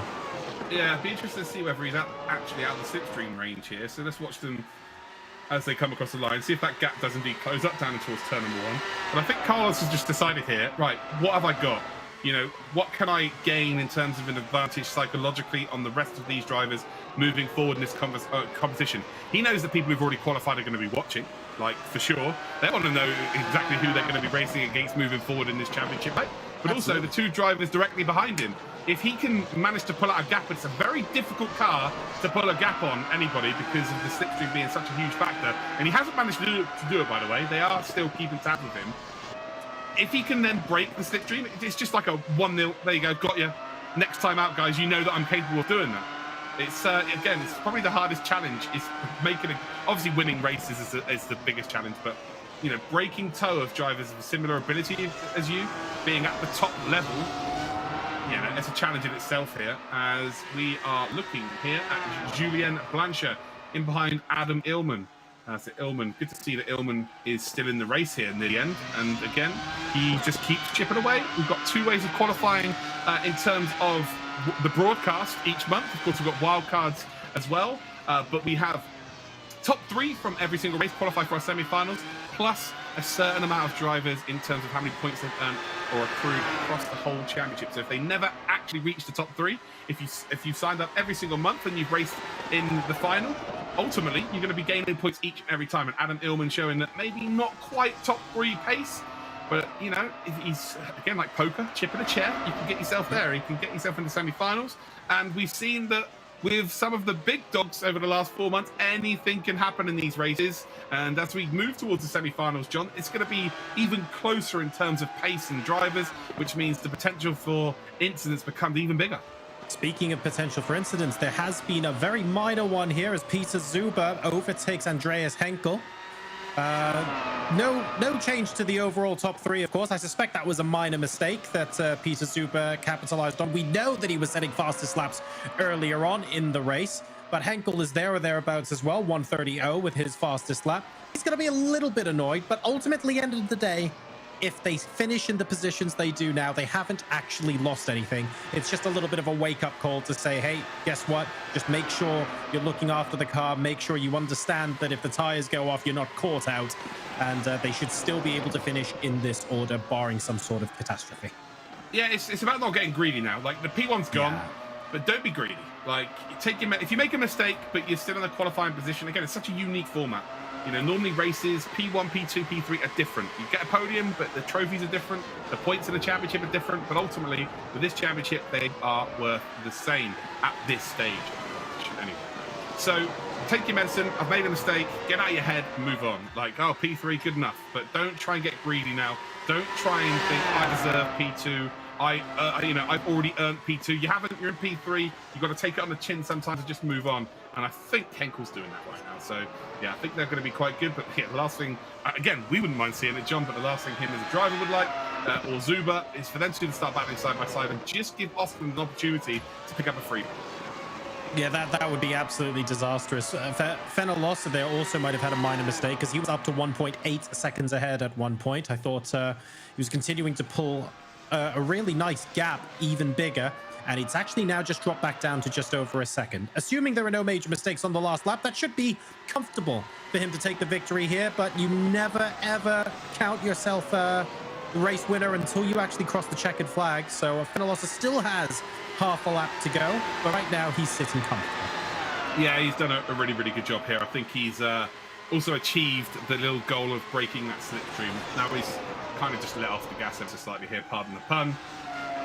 Yeah, he's completed a lot of objectives today. He was the quickest qualifier getting into the event, very similarly to what we saw with the stock car race. He was the quickest in qualifying as well, and he's gone out there and put the number one on the car and got the number one spot. So fair play to him as he comes through that final chicane once again. He's got into the heads of the other drivers. He's broken that slipstream as well, which is going to be pretty frightening to some drivers who've already qualified, but ultimately he has got the job done. Carlos Fenellosa is going to win here then in our open wheel monthly final number 4 here at the Nürburgring. Congratulations to him. Zuba and Henkel are going to finish in second and third, and it looked like they might get involved with each other, but they didn't, and that means they've got safe passage here. And again, we're seeing more donuts, John. This is great to see. People have not celebrated well in this competition so far. It's actually been embarrassing, if I'm going to be completely honest. But finally, we're seeing donuts. They've upped their game. I think they've been watching the previous monthly broadcast, and they're going, we could do better than this. Just better than nothing. Pick up some gravel. I could do better than that with a remote control car, to be honest, what we've had previously. It's been ridiculous. No, you're not wrong at all. We've picking up some gravel, of course, for the post-race weigh-in and all that. But that was absolutely delightful. Very, very well done to Fenellosa there. Absolutely beautiful lights to flag victory, and managing to get the gap out to almost 2 seconds towards the end of the race. We didn't actually get too much of that because he did get reeled in at the end. I think there was a minor mistake, but you were asking the question if he could pull out. He wanted to show the rest of the vehicles behind him, guess what? I can do that if I want to. And I think he did show that in the closing laps a little bit. Yeah, that's the difference, realistically.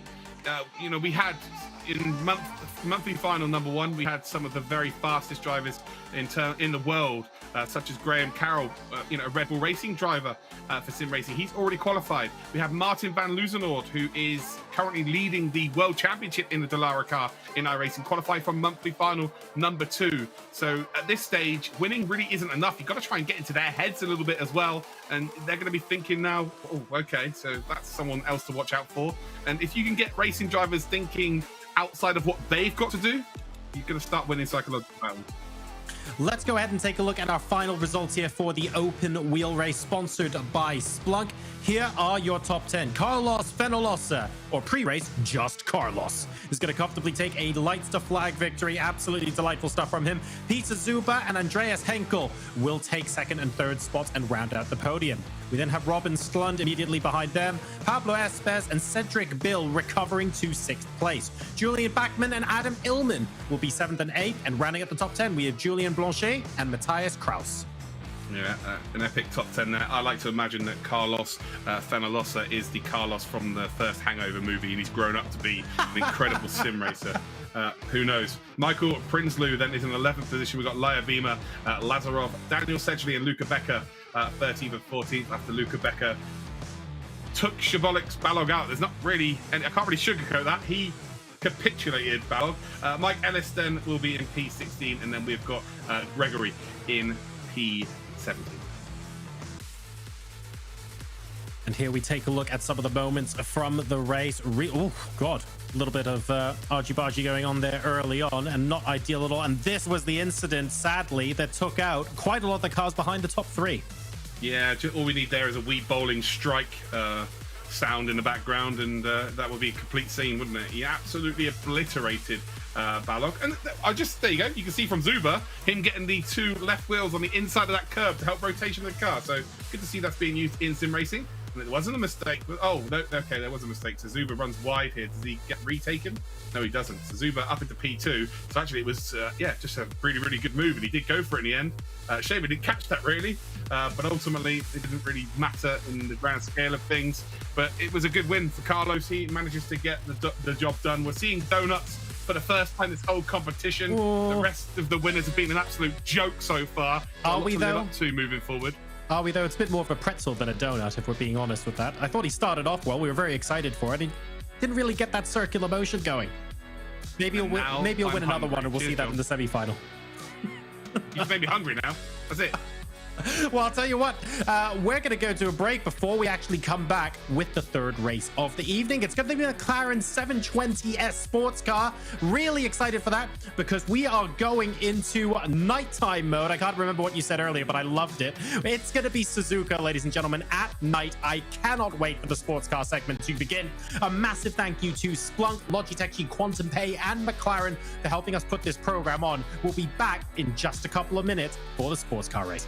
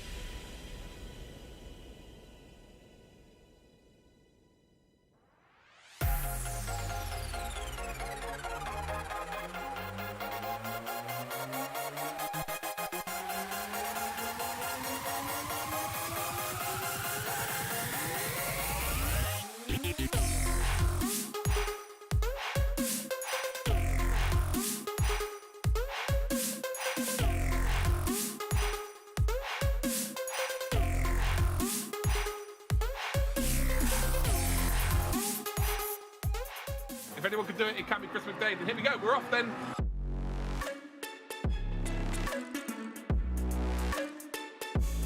So since round 3 of the G Challenge, I've been keeping myself busy. I've been racing in other series like the Virtual Le Mans series where I race for GL Wolves. I also raced at the Sim Expo at the Nürburgring and also watched touring cars at Silverstone. So going into round 3 of the G Challenge, I was actually quite confident in my pace because Brands Hatch is a really, really nice track for me. But unfortunately, I was away from home that weekend, so I had to jump on someone else's equipment with hardly any practice. So yeah, unfortunately, it didn't go too well. McDade is off the circuit then. This is not good. That's him out of the race then. So even after my poor race in round 3, I'm still doing pretty well in the points. So that gives me, keeps the momentum high for round 4. There's not a lot of pressure to finish in the points again really high because it's the top 15 that go through. My name's Dave. I've known Chris at least 13 years.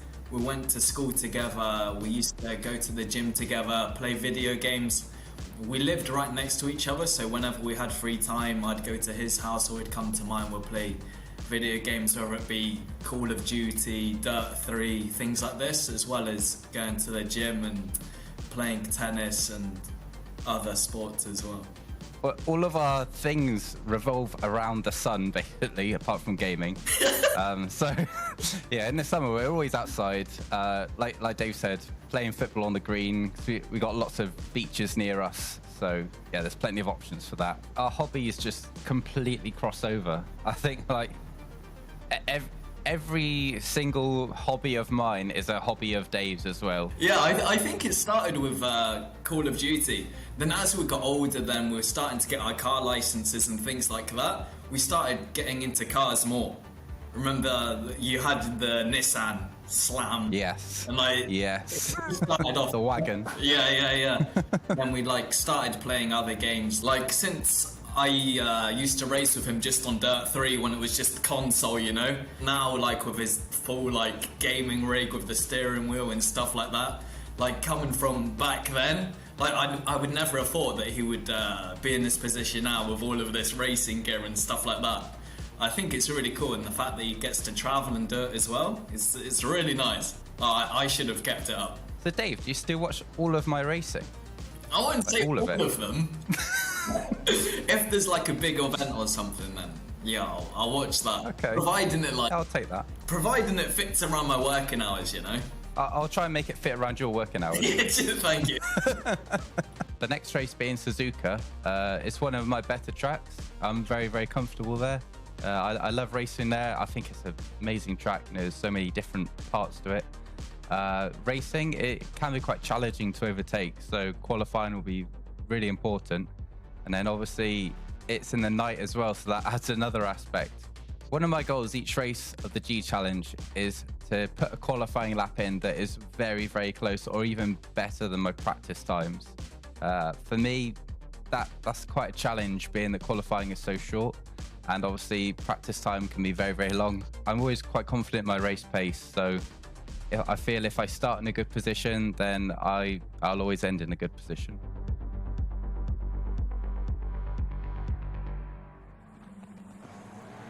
And that was Chris McDade for this edition of Behind the Wheel. Welcome back to the Logitech McLaren G Challenge. I'm John Sargent. Joining me is Luke Crane, and we are qualifying here. There hasn't been a power outage. This is Suzuka night, so a little bit of a different scene than what we're normally used to seeing here in the Sports Car Challenge, and it looks beautiful. Yeah, I'm going to need a few minutes, I think, here, because McDade is absolutely gorgeous. Great seeing him on camera as well. He is a beautiful man. And he just completely debunks the myth that we're all nerds in our mum's basement. Look at him, he's a smoke show of a human and he's good at gaming.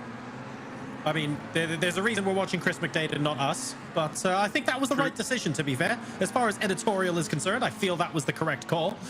We have a reasonable number of cars in this lobby. Still 8.5 minutes left to go, and 20 cars here who are going to be trying to set the absolute best time. As Chris said, you don't want to have to be forced to overtake around here because Suzuka is quite a technical circuit, but it's also a favorite amongst a lot of drivers. There are lots of places where famous overtakes have happened. 130R springs to mind as well. So hopefully we will still see some action in the race. Absolutely, and I'm wondering whether we could just have this version here and do another lap, shall we? Here at Suzuka, it'd be good to have a look on board with McDade. as he comes up towards 130R. Again, you can see him swerving left and right. The reason why they're doing that is to keep some heat, or to get some heat into their tyres. Again, it's really quite vital, to be honest, in these conditions. The track temperature is very cold indeed. It's almost like driving on ice. As you can see, everybody then going very, very slow in towards the final corner, just to try and find themselves a gap to work with. You can see a couple of drivers then opting to try and get some slipstream from the car in front. But Dave's decided against that. Again, it's a safer strategy, really. Whether you can maximize your time from there is a different story. And again, nice out and wide around the final corner as we start the long straight here at Suzuka. The long run then down towards turn number 1. It's a double apex corner here. So ultimately, you are indeed just setting yourselves up for the first corner, but using that first corner to get the car stopped for the second part.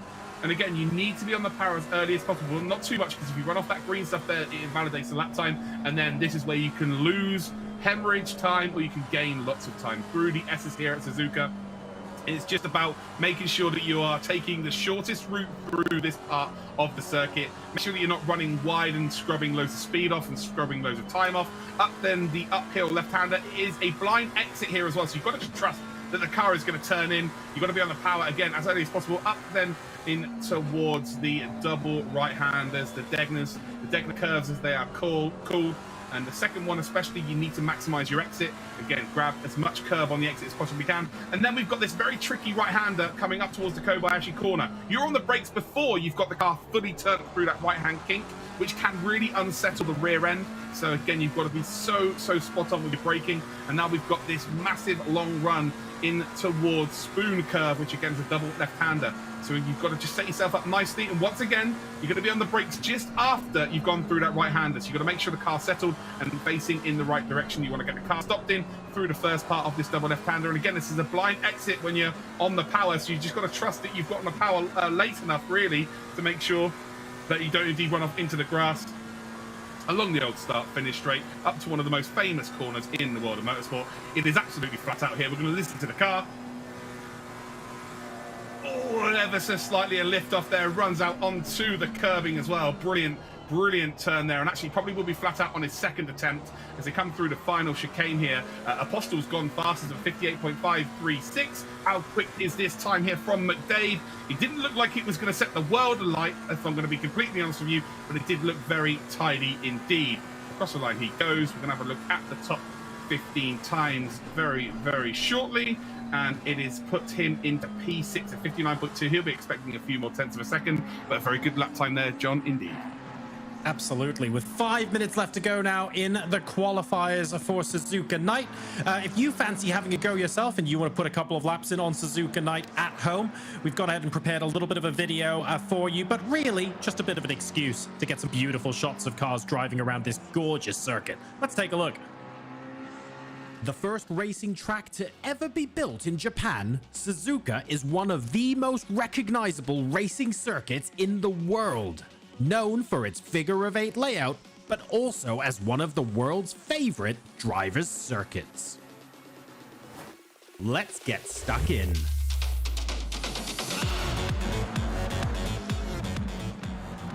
The high-speed S's are a flowing sequence of interlinking turns that see the car change direction rapidly at high speed. You'll need to master changes of direction and perfect your racing line to carry maximum speed through the complex.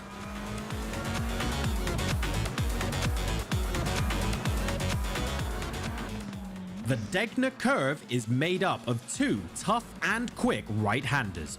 Drivers have to adopt a line that changes mid-corner, which can unsettle the car and force them wide into the gravel. Stability here is key.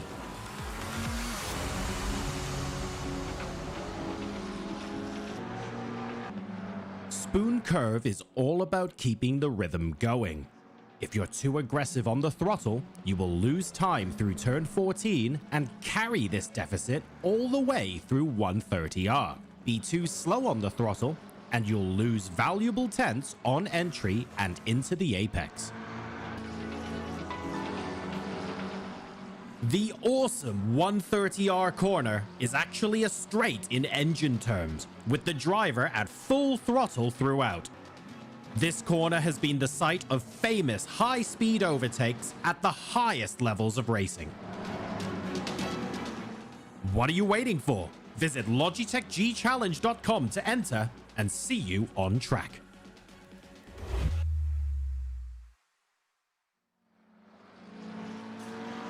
Absolutely beautiful, especially in the race where you get to see all of the cars next to each other. I'm really looking forward to that. But of course, the drivers won't be caring about the aesthetics here very much, Luke. They're just focused on getting the absolute fastest possible timeout. Yeah, absolutely. And Jacob Osterman has done just that. 0.4 of a second faster than absolutely everybody. 57, that is unbelievable. What a time that is.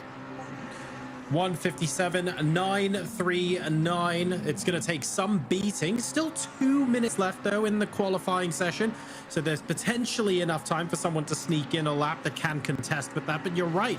Effectively 0.4 faster. That really is a big, big statement. Patrick Adamczyk as well. We were talking about him a little bit earlier on. I'm sure he's on another hot lap right now. 1:59.5. He's going to be looking to improve that and make his way up the grid. Realistically here then, are we looking at needing to be in the front row or sort of the front 2 rows in order to take the victory here? There's so many places people can lose time around this circuit in terms of the race. I don't think qualifying is necessarily a huge factor. You've got to factor in, though, that it is a 20-minute race, and then it becomes a little bit more important, I would say. But ultimately, yeah, I'm not sure qualifying is... If you're in the top 10, you've got an opportunity, I would say. Okay. Good to see Kamil Pawlowski here in P2. Again, a double world champion on Project Cars. Over the years, met him a few times, and he races for, I believe, Jean Lacey Esports. His first ever esports team was a team called BAM Esports, who are no longer a thing anymore, unfortunately. That's who he won the Project Cars World Championship the first time round with. But yeah, I believe he races for Jean Lacey Esports, and this guy is just absolutely smashing it at the moment in terms of sim racing. Yeah, phenomenal to see him racing once again. I'll be interested to see how far up the grid he's able to make it and how much action we'll have, of course, when the lights go out. We're on board now with Salvalainen, who's currently in P3. 1:58.5. So we had so many cars within a second last time out, actually 0.6, and already you're only in the top 3 here. That just goes to show how quick this lap from Osterman is. Just over 30 seconds left to go now. Are we going to see anybody else dip into the 57s? At the moment, hold your breath, but it's looking unlikely. Yeah, Osterman's time is absolutely ridiculous, if I'm completely honest with you. It is, yeah, that is an incredible time. Absolutely incredible time. I've seen some qualifying times in my time, but that is, yeah, I'm pretty speechless, to be honest with you, John. That's unbelievable. Well, someone's going to have to beat it if they want to pip him to the post here. Unfortunately, just a couple of seconds left to go in qualifying. I'm not sure that's going to be possible. Still plenty of opportunity, of course, to get close and overtake in the race. And just because you're quickest in qualifying doesn't make you immune to any sort of mistakes. Osterman is only going to be starting slightly ahead of everyone else at the end of the day. The tiniest mistake could see him slip back considerably. Yeah, I agree with you there. It's one thing being fast in terms of your qualifying pace, but the race is quite a different beast altogether. And when you've got drivers such as Kamil Pawlowski, Tariq Adam, a Williams esports driver as well in P3, Jonas Savalainen, one of the quickest Scandinavian drivers in the world as well. You know, Osterman is a name that is relatively new to me as well. Yeah, if he can produce that time every single lap here, he's going to win this race at a canter, if I'm honest. It's certainly possible. I want to know how much he left in the tank there and whether that was an absolute beauty of a lap and in the race he's going to be a few tenths slower, or whether that's just the pace he's going to set, in which case he will light Suzuka up and make it look like daytime. That's an absolutely incredible lap there.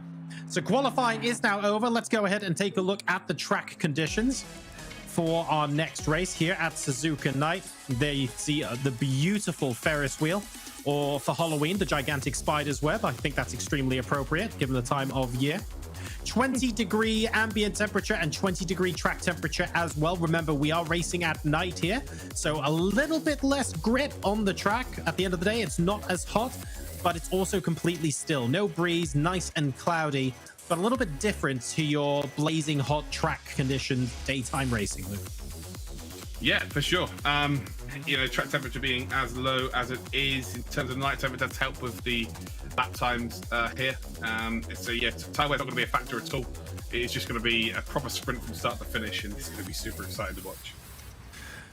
Also, potential opportunities to overtake dotted around the circuit. I just want to see someone go on the outside of 130R. I realize that's a bit of a pipe dream. There's, I think statistically we might not see that, but when we do, it's just so beautiful to watch. Hopefully, we'll see some excellent racing action to come. So 20-minute race for the sports car discipline coming up, ladies and gentlemen, here at Suzuka Night. And this is the final race of the evening in the EMEA region. Later on tonight, though, we're going to be moving on to Asia Pacific. So even though this will be the final race here, we'll then be back later on for our second region. And today and tomorrow, we'll be going through all four. So today, it's EMEA as well as APAC. Tomorrow, we're going to have North America and Latin America as well. Here is your Suzuka circuit grid for the race. Osterman is on pole position. Absolutely delightful stuff with Savalainen alongside. We then have Pavlovsky and Tarek Adam, third and fourth. Tarek Adam setting his lap time very, very late, but managing to get onto the second row of the grid. Sebastian Apostol and Chris McDade will be on row number 3. Chris McDade will be hoping for better fortune than last time out. Marco Jonkers and Victor Nikolai are 7th and 8th, and Kalpinen and Romagnoli will complete your top 10. McDade's got his wish, though, hasn't he? He's got a lap time, around where he's been practicing as well. So fair play to him. And Jonas Savalainen, he has very late got onto the front row of the grid. Onto the final 10 drivers then. Jonathan Seville is in 11th then with Danilo Santoro. Andrea Bendetti is in 13th with Niels van der Kukel in 14th position. But we're here and ready to rock and roll. We're coming through 130R. We've just got the final chicane to go. Any final thoughts, John?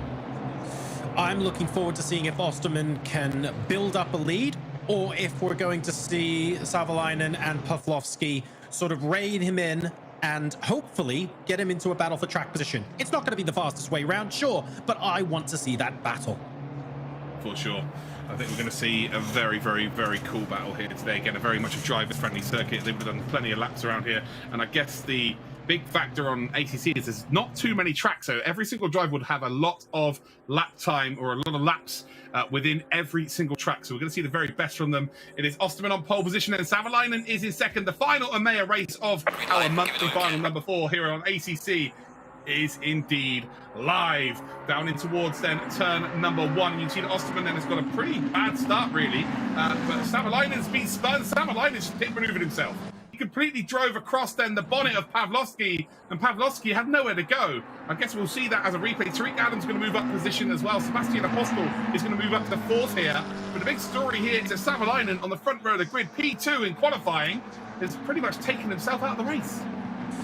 That is a very surprising start to the race. Savalainen, of course, an incredible racing driver, but mistakes are mistakes. I'm almost certain we'll be taking another look at that. But as things currently stand, Pavlovsky is in 2nd place. And look at that gap. Osterman actually, is that like a 2nd gap already? How is he even doing that? He's just taking full advantage of the fact that maybe Pavlovsky slowed down a little bit as a result of that incident. This is the dream start for Osterman. Yeah, Osterman is absolutely flying here, isn't he? As he comes through Kobayashi, and again, just able to get that power down so much earlier than everybody else here. Again, flash up the lights there from P3. But looks of things trying to put Pavlovsky off. Pavlovsky probably one of the most experienced sim racers, not only in this competition, but in the world. He's such a young man as well. I believe he's 22. I'm trying to think back. I'm an old man, guys, so I met him for the first time about 4 years ago, and I can't remember how old he was then. So yeah, 4 years ago feels like 40 years for me at this point. But yeah, he's still very young, but he's been in so many world finals. He's represented so many cool teams. He's had so many cool opportunities. Also, has raced in the world's fastest gamer. Like, this guy is an absolute monster when it comes to sim racing, and being in P2 right now, he's just got to hold on to that position. But again, it'd be interesting to see when we do see the replay of the start of this race as to exactly what happened there. But for me, it looked like Jonas Savalainen has just driven across Pavlovsky's bonnet. Although there's a mistake there, as with Dave is P5. There's a mistake from the car in front here of Apostol. Not quite able to take advantage of McDade here, but Apostol won't want to be doing that too many times. You do that 3 times, you're going to have to go and visit the pit lane, not to fix your car, not to put any tyres on, but just to drive through and wave at your pit crew as you take the penalty of driving through. The gap out in front, it has increased, but only by a couple of tenths. So it's not gonna gap by something like a second a lap or something we would consider superhuman or anything like that. I think that was a direct result of the incident on lap number 1 with Savalainen. And therefore, we have around 1.3, 1.4 seconds now, the gap between first and second. Chris McDade has managed to get himself up a position. He's currently running in 5th. And I think that Nikolai immediately behind him. It is indeed. So he's going to be chasing down Apostol. Right now, it looks pretty chilled out. No one's really changing their racing lines or anything like that. Just needs to get a little bit closer to the car in front as they move out of the Degners. But the rhythm here in the race, Luke, starting to settle down quite nicely. Yeah, absolutely is. Again, Osterman just streaking out ahead here. Nikolai looks very fast as well. But ultimately, we've got the concertina effect of the cars closing up through that hairpin. But it is Osterman that still leads the way here. Pavlovsky in second. Tariq Adam then in that pink car in 3rd spot.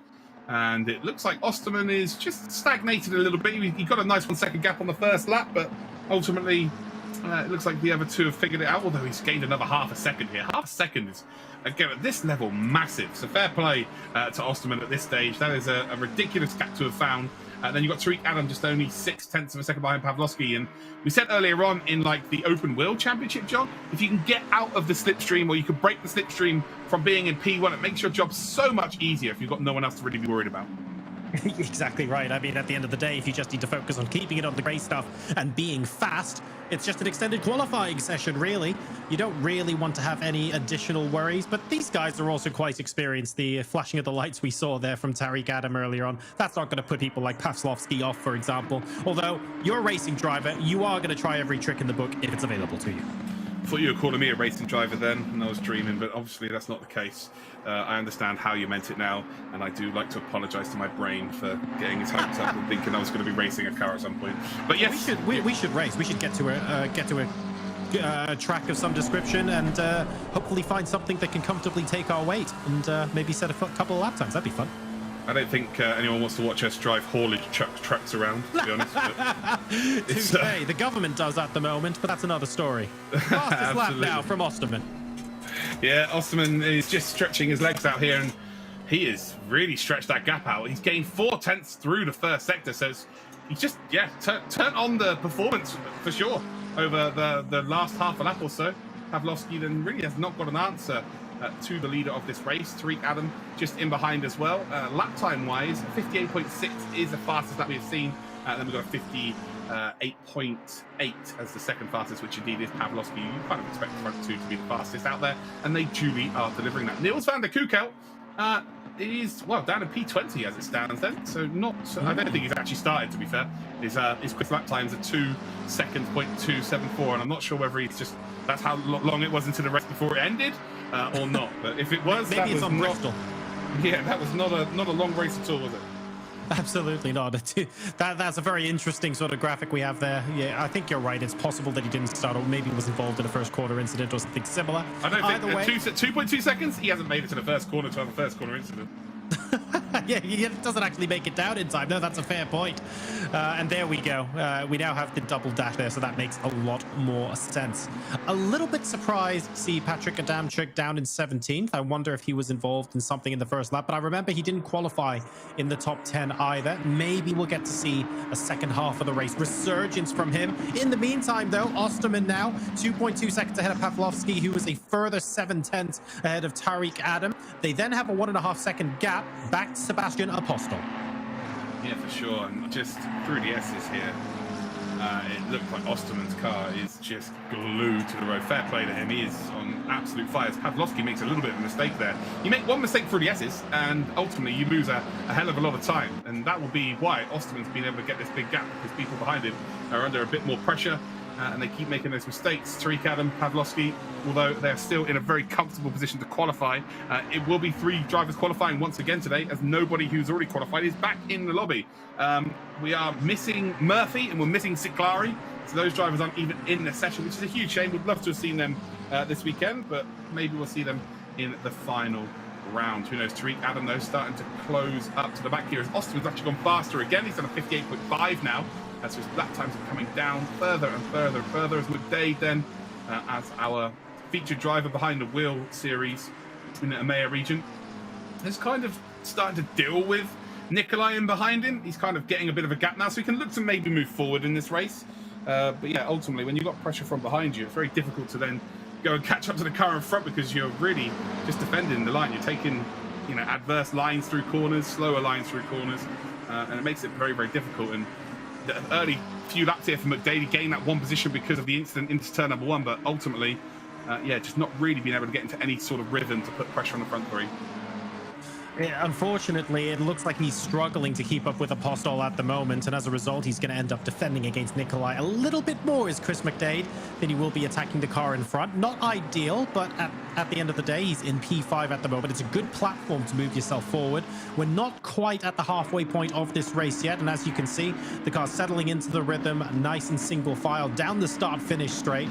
Apostol, the car immediately in front, but it's immediately in front by over a second at the moment. So Chris McDade is going to want to get the blinkers on and see if we can get into a position to potentially pounce later on in the race. Yeah, for sure. Again, he's just got to keep yourself involved effectively. Hope that the drivers in front make a mistake. Ultimately, he's being caught now by Nikolai. So I say he's dealt with Nikolai. Nikolai is back in the hunt here for that top 5, and those two being as close as they are, it's just going to cost them a chance to move forward. Unfortunately, in this race, it sucks. You want to be racing people in front of you, want to be making overtakes, but it's just going to cost you time. And such a short format here, as we can see, Kalpanen's under a bit of pressure here from Ramagnoli, and through the deck as they come, they stay in the same formation, both in the same livery as well. P8 and P9, they will indeed stay.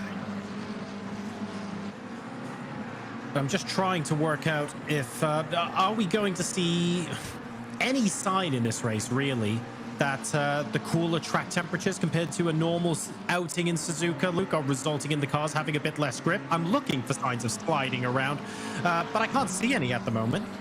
No, it's quicker, to be completely honest. It's faster on the... I guess it doesn't really make too much difference with the tyres, but it makes more difference with the engine. So the cars are just faster in colder temperatures. So yeah, that's why we'll see better times. But again, this game is really designed for endurance. They're supposed to be doing a couple of hours on tyres, so we're not going to see that drop off like we do with the open wheel or indeed the stock cars. We're just not going to see that tyre drop off at all. The tyres are effectively going to be pretty much exactly the same as when you started the race, if not probably in a better nick because they're up to temperature. Sure. All right, on board now with Jonas Savalainen. These are some data-driven insights powered by Splunk. 159.457, pretty decent fastest lap here, but unfortunately currently in 14th after starting second, struggling a little bit after that first lap incident. Hopefully we'll get to see some fun overtakes a little later on in the race, but yeah, any hopes of a podium here sadly were dashed on lap number 1. Yeah, absolutely. Again, lapping very, very quickly, but not really setting the world alight. I wonder if he might have some damage to the car. So interested to see exactly how that went down, to be completely honest. Again, I just don't think Pavlovsky's made a mistake there. I feel like Jonas Savalainen has sort of chopped down on the bonnet there and sort of pit maneuvered himself. What I mean by pit maneuver himself, I mean he's on the outside. There's a car on his inside that's not quite 100% alongside him. So he moves over and it just hits the middle of the side of his car and then that's spinning the car around to pit maneuver. That's what the police use to stop cars in police chases. So yeah, effectively, I think that's what's happened. But again, that's just from the first angle we saw.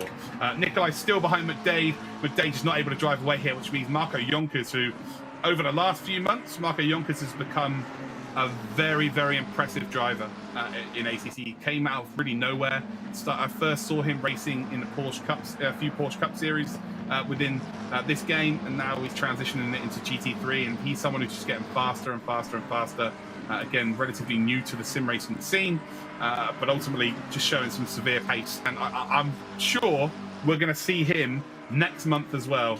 So for him, he wants to hope really that kind of the top 3 don't re-race ever again, and maybe qualify that way, because it becomes a little bit more difficult. He's kind of not quite at that elite level, but very much on his way to that level. Can he make the pass though on Nikolai at McDade? That's going to be the question right now with 8 minutes left to go. I don't think Adam can barely see the blinks in his mirrors at the moment, to be fair. Tariq Adams actually driving a superb race in front as well. Apostol can't quite get near enough. He's currently 1.2 seconds further behind. We're starting to see a little bit of a concertina. Osterman now 2.3 seconds ahead. and not really anyone within a couple of tenths. I think the closest battle, to be perfectly honest, is going to be Nikolai on McDade. I feel like if McDade and Nikolai swap places, we could see Nikolai gap. He's looking quite quick right now, just has got no way round. Yeah, trouble is though, at this level, it's almost impossible to go and catch a 2-second gap in 7 minutes. Unless someone makes a mistake, it's it's just the top level of esports. It's very much as simple as that. It's just very difficult to make any gains at the best of times, let alone when you've got a big deficit to indeed deal with. We're on board with Apostle here. He is hoping for a mistake from Tariq Adam, and it looks like he's really close to Tariq Adam, but ultimately that is a huge manageable gap for Adam. He doesn't have to be too worried about it. You know, Apostle is never going to be diving him up the inside into turn 1. He's not close enough, so that means that Adam doesn't have to take any defensive lines. So he's not going to be slowing himself down. But with 6 minutes 40 seconds to go, the front three are looking pretty good, and we've got another sensational three going through to our semi-finals. Oh, it's getting closer and closer to the all-important semi-finals as well, isn't it? Like right now, being in the top 3, that is the #1 goal. That's all important, right? In the semi-finals, it's for all the marbles. If you're in 3rd place chasing down 2nd, you are absolutely giving it hell. So we're going to see a little bit of a different style of race there. We start getting excited, John. That's the main thing. Like the pictures starting, obviously it's a blank canvas in month 1. It's starting to be filled in a little bit more in month 2. Month 3, you're starting to get a genuine picture as to who's qualifying, who is trying to block people from qualifying, who's taking it maybe a little bit more seriously than others. But now you're really starting to see who exactly is going to be there, what sort of final we're going to have. And right now, every single semi-final is going to be absolutely incredible. And that's not even the final. So, moving forward, we are in for an amazing show of racing skills.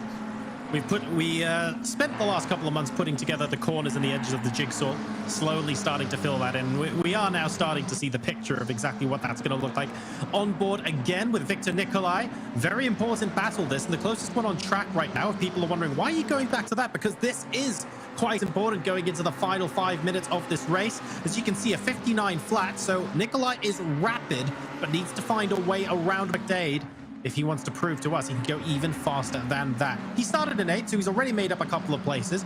There's not a huge amount of pressure on him to overtake, on the grounds that it's not going to get him into an automatic qualifying position. But psychologically, against an excellent driver like Chris McDade, yeah, he still wants to do it.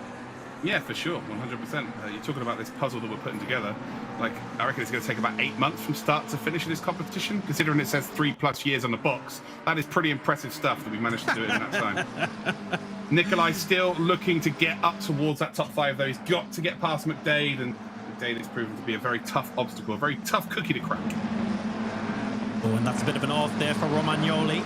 It looks like the car behind him going through Spoon isn't going to quite get the run off. I think he did that going into the corner, which meant that he didn't lose too much speed on the exit. It will have affected him, but not quite to the point where he's able to give that place up to the car behind. He started 10th, so he's actually still made up a position on this in this race. He's very, very keen at the moment, looking up the exhaust pipe of Kaupinen to see if he can find a way around there, but maybe just overcooking it a little bit.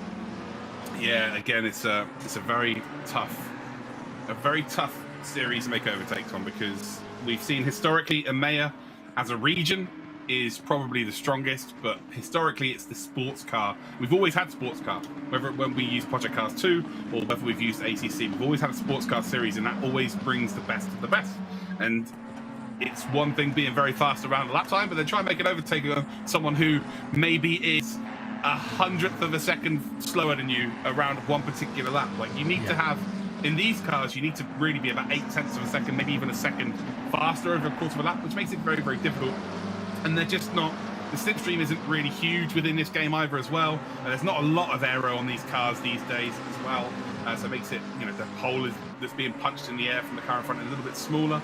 So it just becomes very, very difficult. So really, you've got to do what Osterman's done, qualify at the front end, drive out in the front, and not look back, really. With Pawlowski now 5 seconds behind Tariq Adam, half a second still behind Pawlowski. Tariq Adam has actually kept pace with Pawlowski impressively there. He's round about half a second behind, still looking for an opportunity to pounce. Obviously, being in a top 3 position, that's not strictly necessary, but I think he has the pace. If those positions were reversed, I could see Tariq Adam pulling out a little bit of a gap there. But step 1 to doing that, as you say, is getting past. And yes, he's faster. He's not 0.8 faster. the South Africans are really coming into sim racing in their droves at the moment. You know, we're seeing, I would say in the top 100 drivers on ACC, I would say at least 10 would be South Africans at this stage. And we're seeing success in the real world of motorsport. We're seeing Kelvin van der Linde in DTM. We're seeing David Perel reach his dream by going to race in Le Mans in his Ferrari. And we're seeing drivers like Jordan Pepper making it to some of the biggest races around America. Like, these drivers are, showing that it is possible from South Africa to do something, and it's kind of resonating within sim racing as well. So it's fantastic to see that this region has been given the attention that it deserves and given the opportunity. And we're going to have a few of them. We've got Jordan Sherritt as well, who absolutely dominated last time out as well from Brands Hatch. So yeah, there's going to be a few there in the finals. And that is what the Logitech McLaren G Challenge is all about. And there's still a chance for you guys to sign up. So make sure that you do indeed go to logitechgchallenge.com. Go get signed up. Doesn't matter whether you feel like you're quick enough or not. Maybe you've only ever raced against AI. You could legitimately be the fastest driver in the world and you wouldn't even know it. But you've got nothing to lose. It's free. So you've got 1 more month to qualify, to get onto live television or live streams, whatever you want to call it. Get yourself involved. You've got absolutely nothing to lose. And maybe you come 30th out of 30. Maybe you just about qualify and get on the broadcast. That's your first step. Then there's next year. Yep. It's always about progression. And if you're not doing it, you're not getting any better, are you? If you're not entering these competitions and you're just watching, you're never progressing. You have to be in it to win it, as they say, and that does not apply more anywhere than at the Logitech McLaren G Challenge. Literally anyone can race. That's basically the tagline, right? Absolutely important that you give it a go and just put yourself out there. There is still another month for you to give one of our 3 featured tracks a go in month number 5. So just because you're watching now, you're going, well, it's the end of month race. I've already missed the boat. No, you haven't. There's another month of competition immediately after this. LogitechGchallenge.com is where to go. Now, a minute left to go, and we can see Osterman going round, I think that was 130R, is it? For the final time, and he's slowly making his way to the end of the lap. Osterman then, who came into this as your 3rd fastest qualifier with a 58.854. And well, he has done a sensational job of qualifying on pole here for the Logitech McLaren G Challenge. Monthly viral number 4 here for the Sports Car Challenge. And he's going to take that checkered flag and safe passage through to the semi-finals later on in the year. Well, it looks like we have got ourselves a new 3 drivers moving through to the next phase, spearheaded by Osterman. It's going to be Pavlovsky then, who finishes in 2nd position. Of course, a 2-time world champion already within Project Cars 2. And then Tariq Adam, one of the Saffers, is in P3. So another South African making it to our semi-finals. Apostle McDade and Nikolai, unfortunately, not going to be quite getting into that top 3. But ultimately, they're scoring big points moving forward. 15 drivers are going to qualify for our semi-finals via that method as well. So, yeah, crazy. Well, congratulations to Jakob Osterman, who takes home the victory here in the sports car race on Suzuka night. An absolutely delightful drive from him, managing to get pole position and converting that into a gap, although it wasn't all smooth sailing for him. At the start of the race, he was helped a little bit by some chaos behind. Fortunately, though, immediately after that, he then went, no, hang on a second. It's not just about what goes on elsewhere. I can put the hammer down as well. And he started slowly gapping everyone else. It was a delightful performance from him. Cannot fault it. No, absolutely not. Yeah, just we've seen that 3 races in a row now, haven't we? Just seen the winner of each race has just been absolutely dominant. And that's kind of been rare. We've normally had a battle for the front 2 or front 3. Like, it's been normally 4 or 5 cars actually battling, and they then sort of split into their 2 separate groups. But we haven't really seen dominance like we've seen today. And yeah, that's kind of the story of the day. All 3 races have been dominated by 1 driver. And at the end of the day, when you get a clean start like that, because it's not just about qualifying, right? You need to make sure that you start in such a way that people don't get the jump on you. You can out-qualify everybody else by 7 or 8 tenths of a second, but if off the start line there's an issue or you mistime something and you get swamped, it doesn't matter how fast you are. You're going to spend so much time just recouping from that. Yeah, I think we might have called the race win a lap early. there. Jacob Osterman has just crossed the line. Luckily, there's no change of position there, but I could have sworn I saw the checkered flag being waved. Oh, I swear I did as well, to be fair. Yeah, so that is, that's, I don't know what's happened there, but luckily nothing changed. Jacob Osterman is still your race victor. Pavlovsky and Tariq Adam then are your front three. But yeah, I could have honestly swore that I saw a checkered flag. How crazy was that? Yeah, we saw the timer hit 0 while he was still going through 130R. But anyway, Jakob Osterman there is going to be our race winner. Race fastest lap time as well of a 158.5. And I mean, he was consistently hitting similar lap times to that as well, which is why he was able to get the cars behind. Really, really smooth stuff coming out of him. He was so quick he finished a lap early. That's how fast he was today. Absolutely delightful stuff. Remember, you can join the conversation as well. Tweet us or let us know on social media using hashtag Logitech G Challenge. Let us know what you think about the drivers, the races themselves, and the show that we're putting on this evening. We're starting with EMEA, where they're going to be moving on to Asia Pacific later on today. And tomorrow we've got North America and Latin America as well. It's a big, big weekend. And this is month race number 4 of 5. So at the end of this, you can still go and try and qualify for our end of month races next time around for your shot at making it to the semi-finals and finals. You absolutely can. It's going to be great. I'm excited.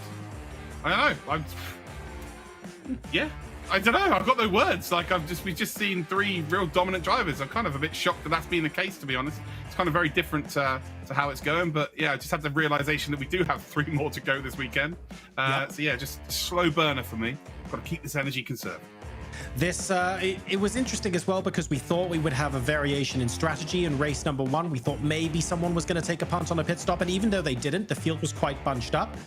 In the second race as well, an open wheel, even though we had a dominant winner, like you said, the field was just so bunched up. But hang on just a second.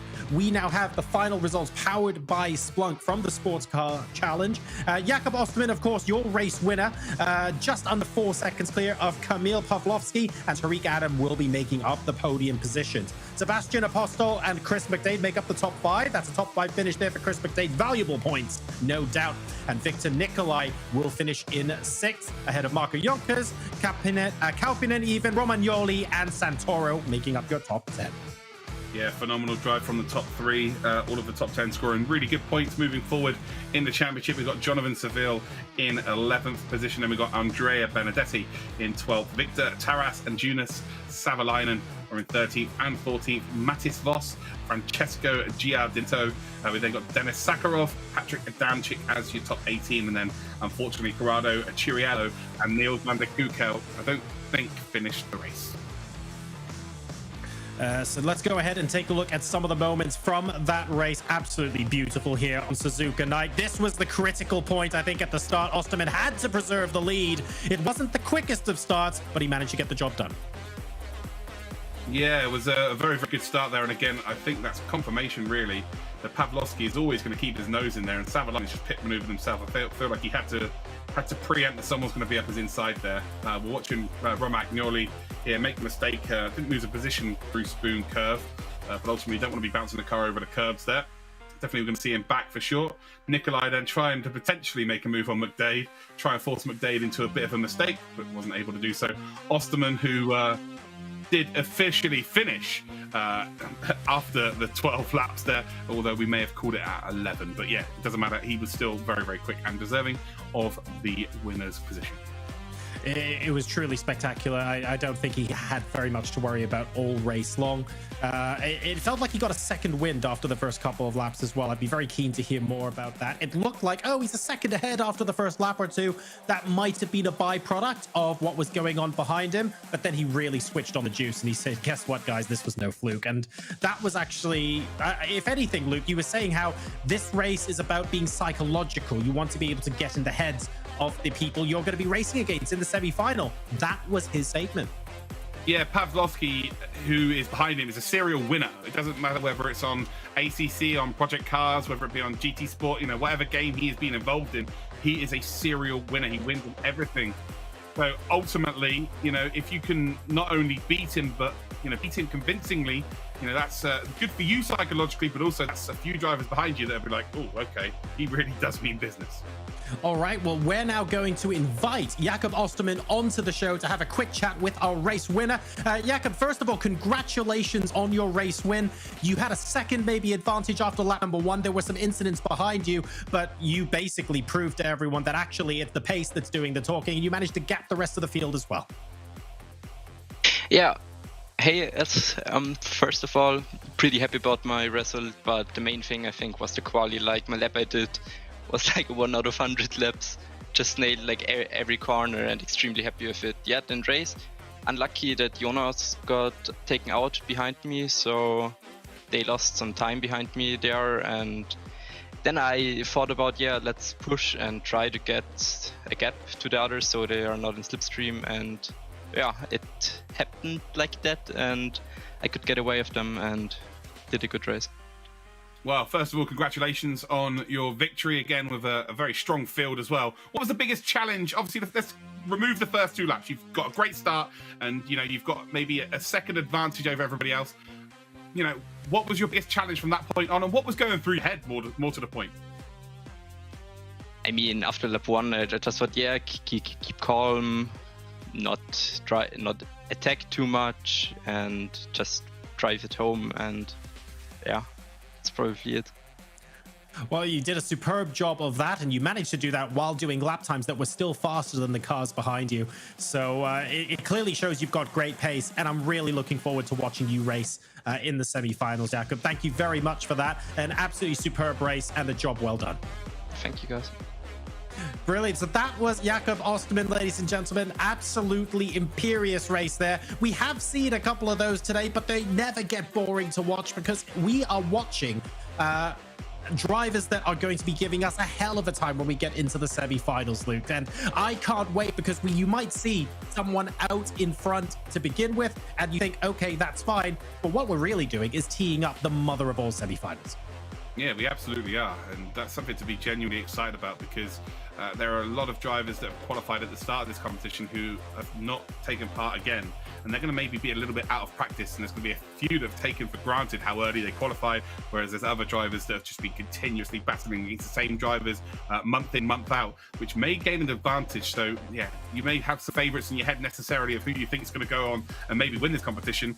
I think that could change very, very quickly indeed.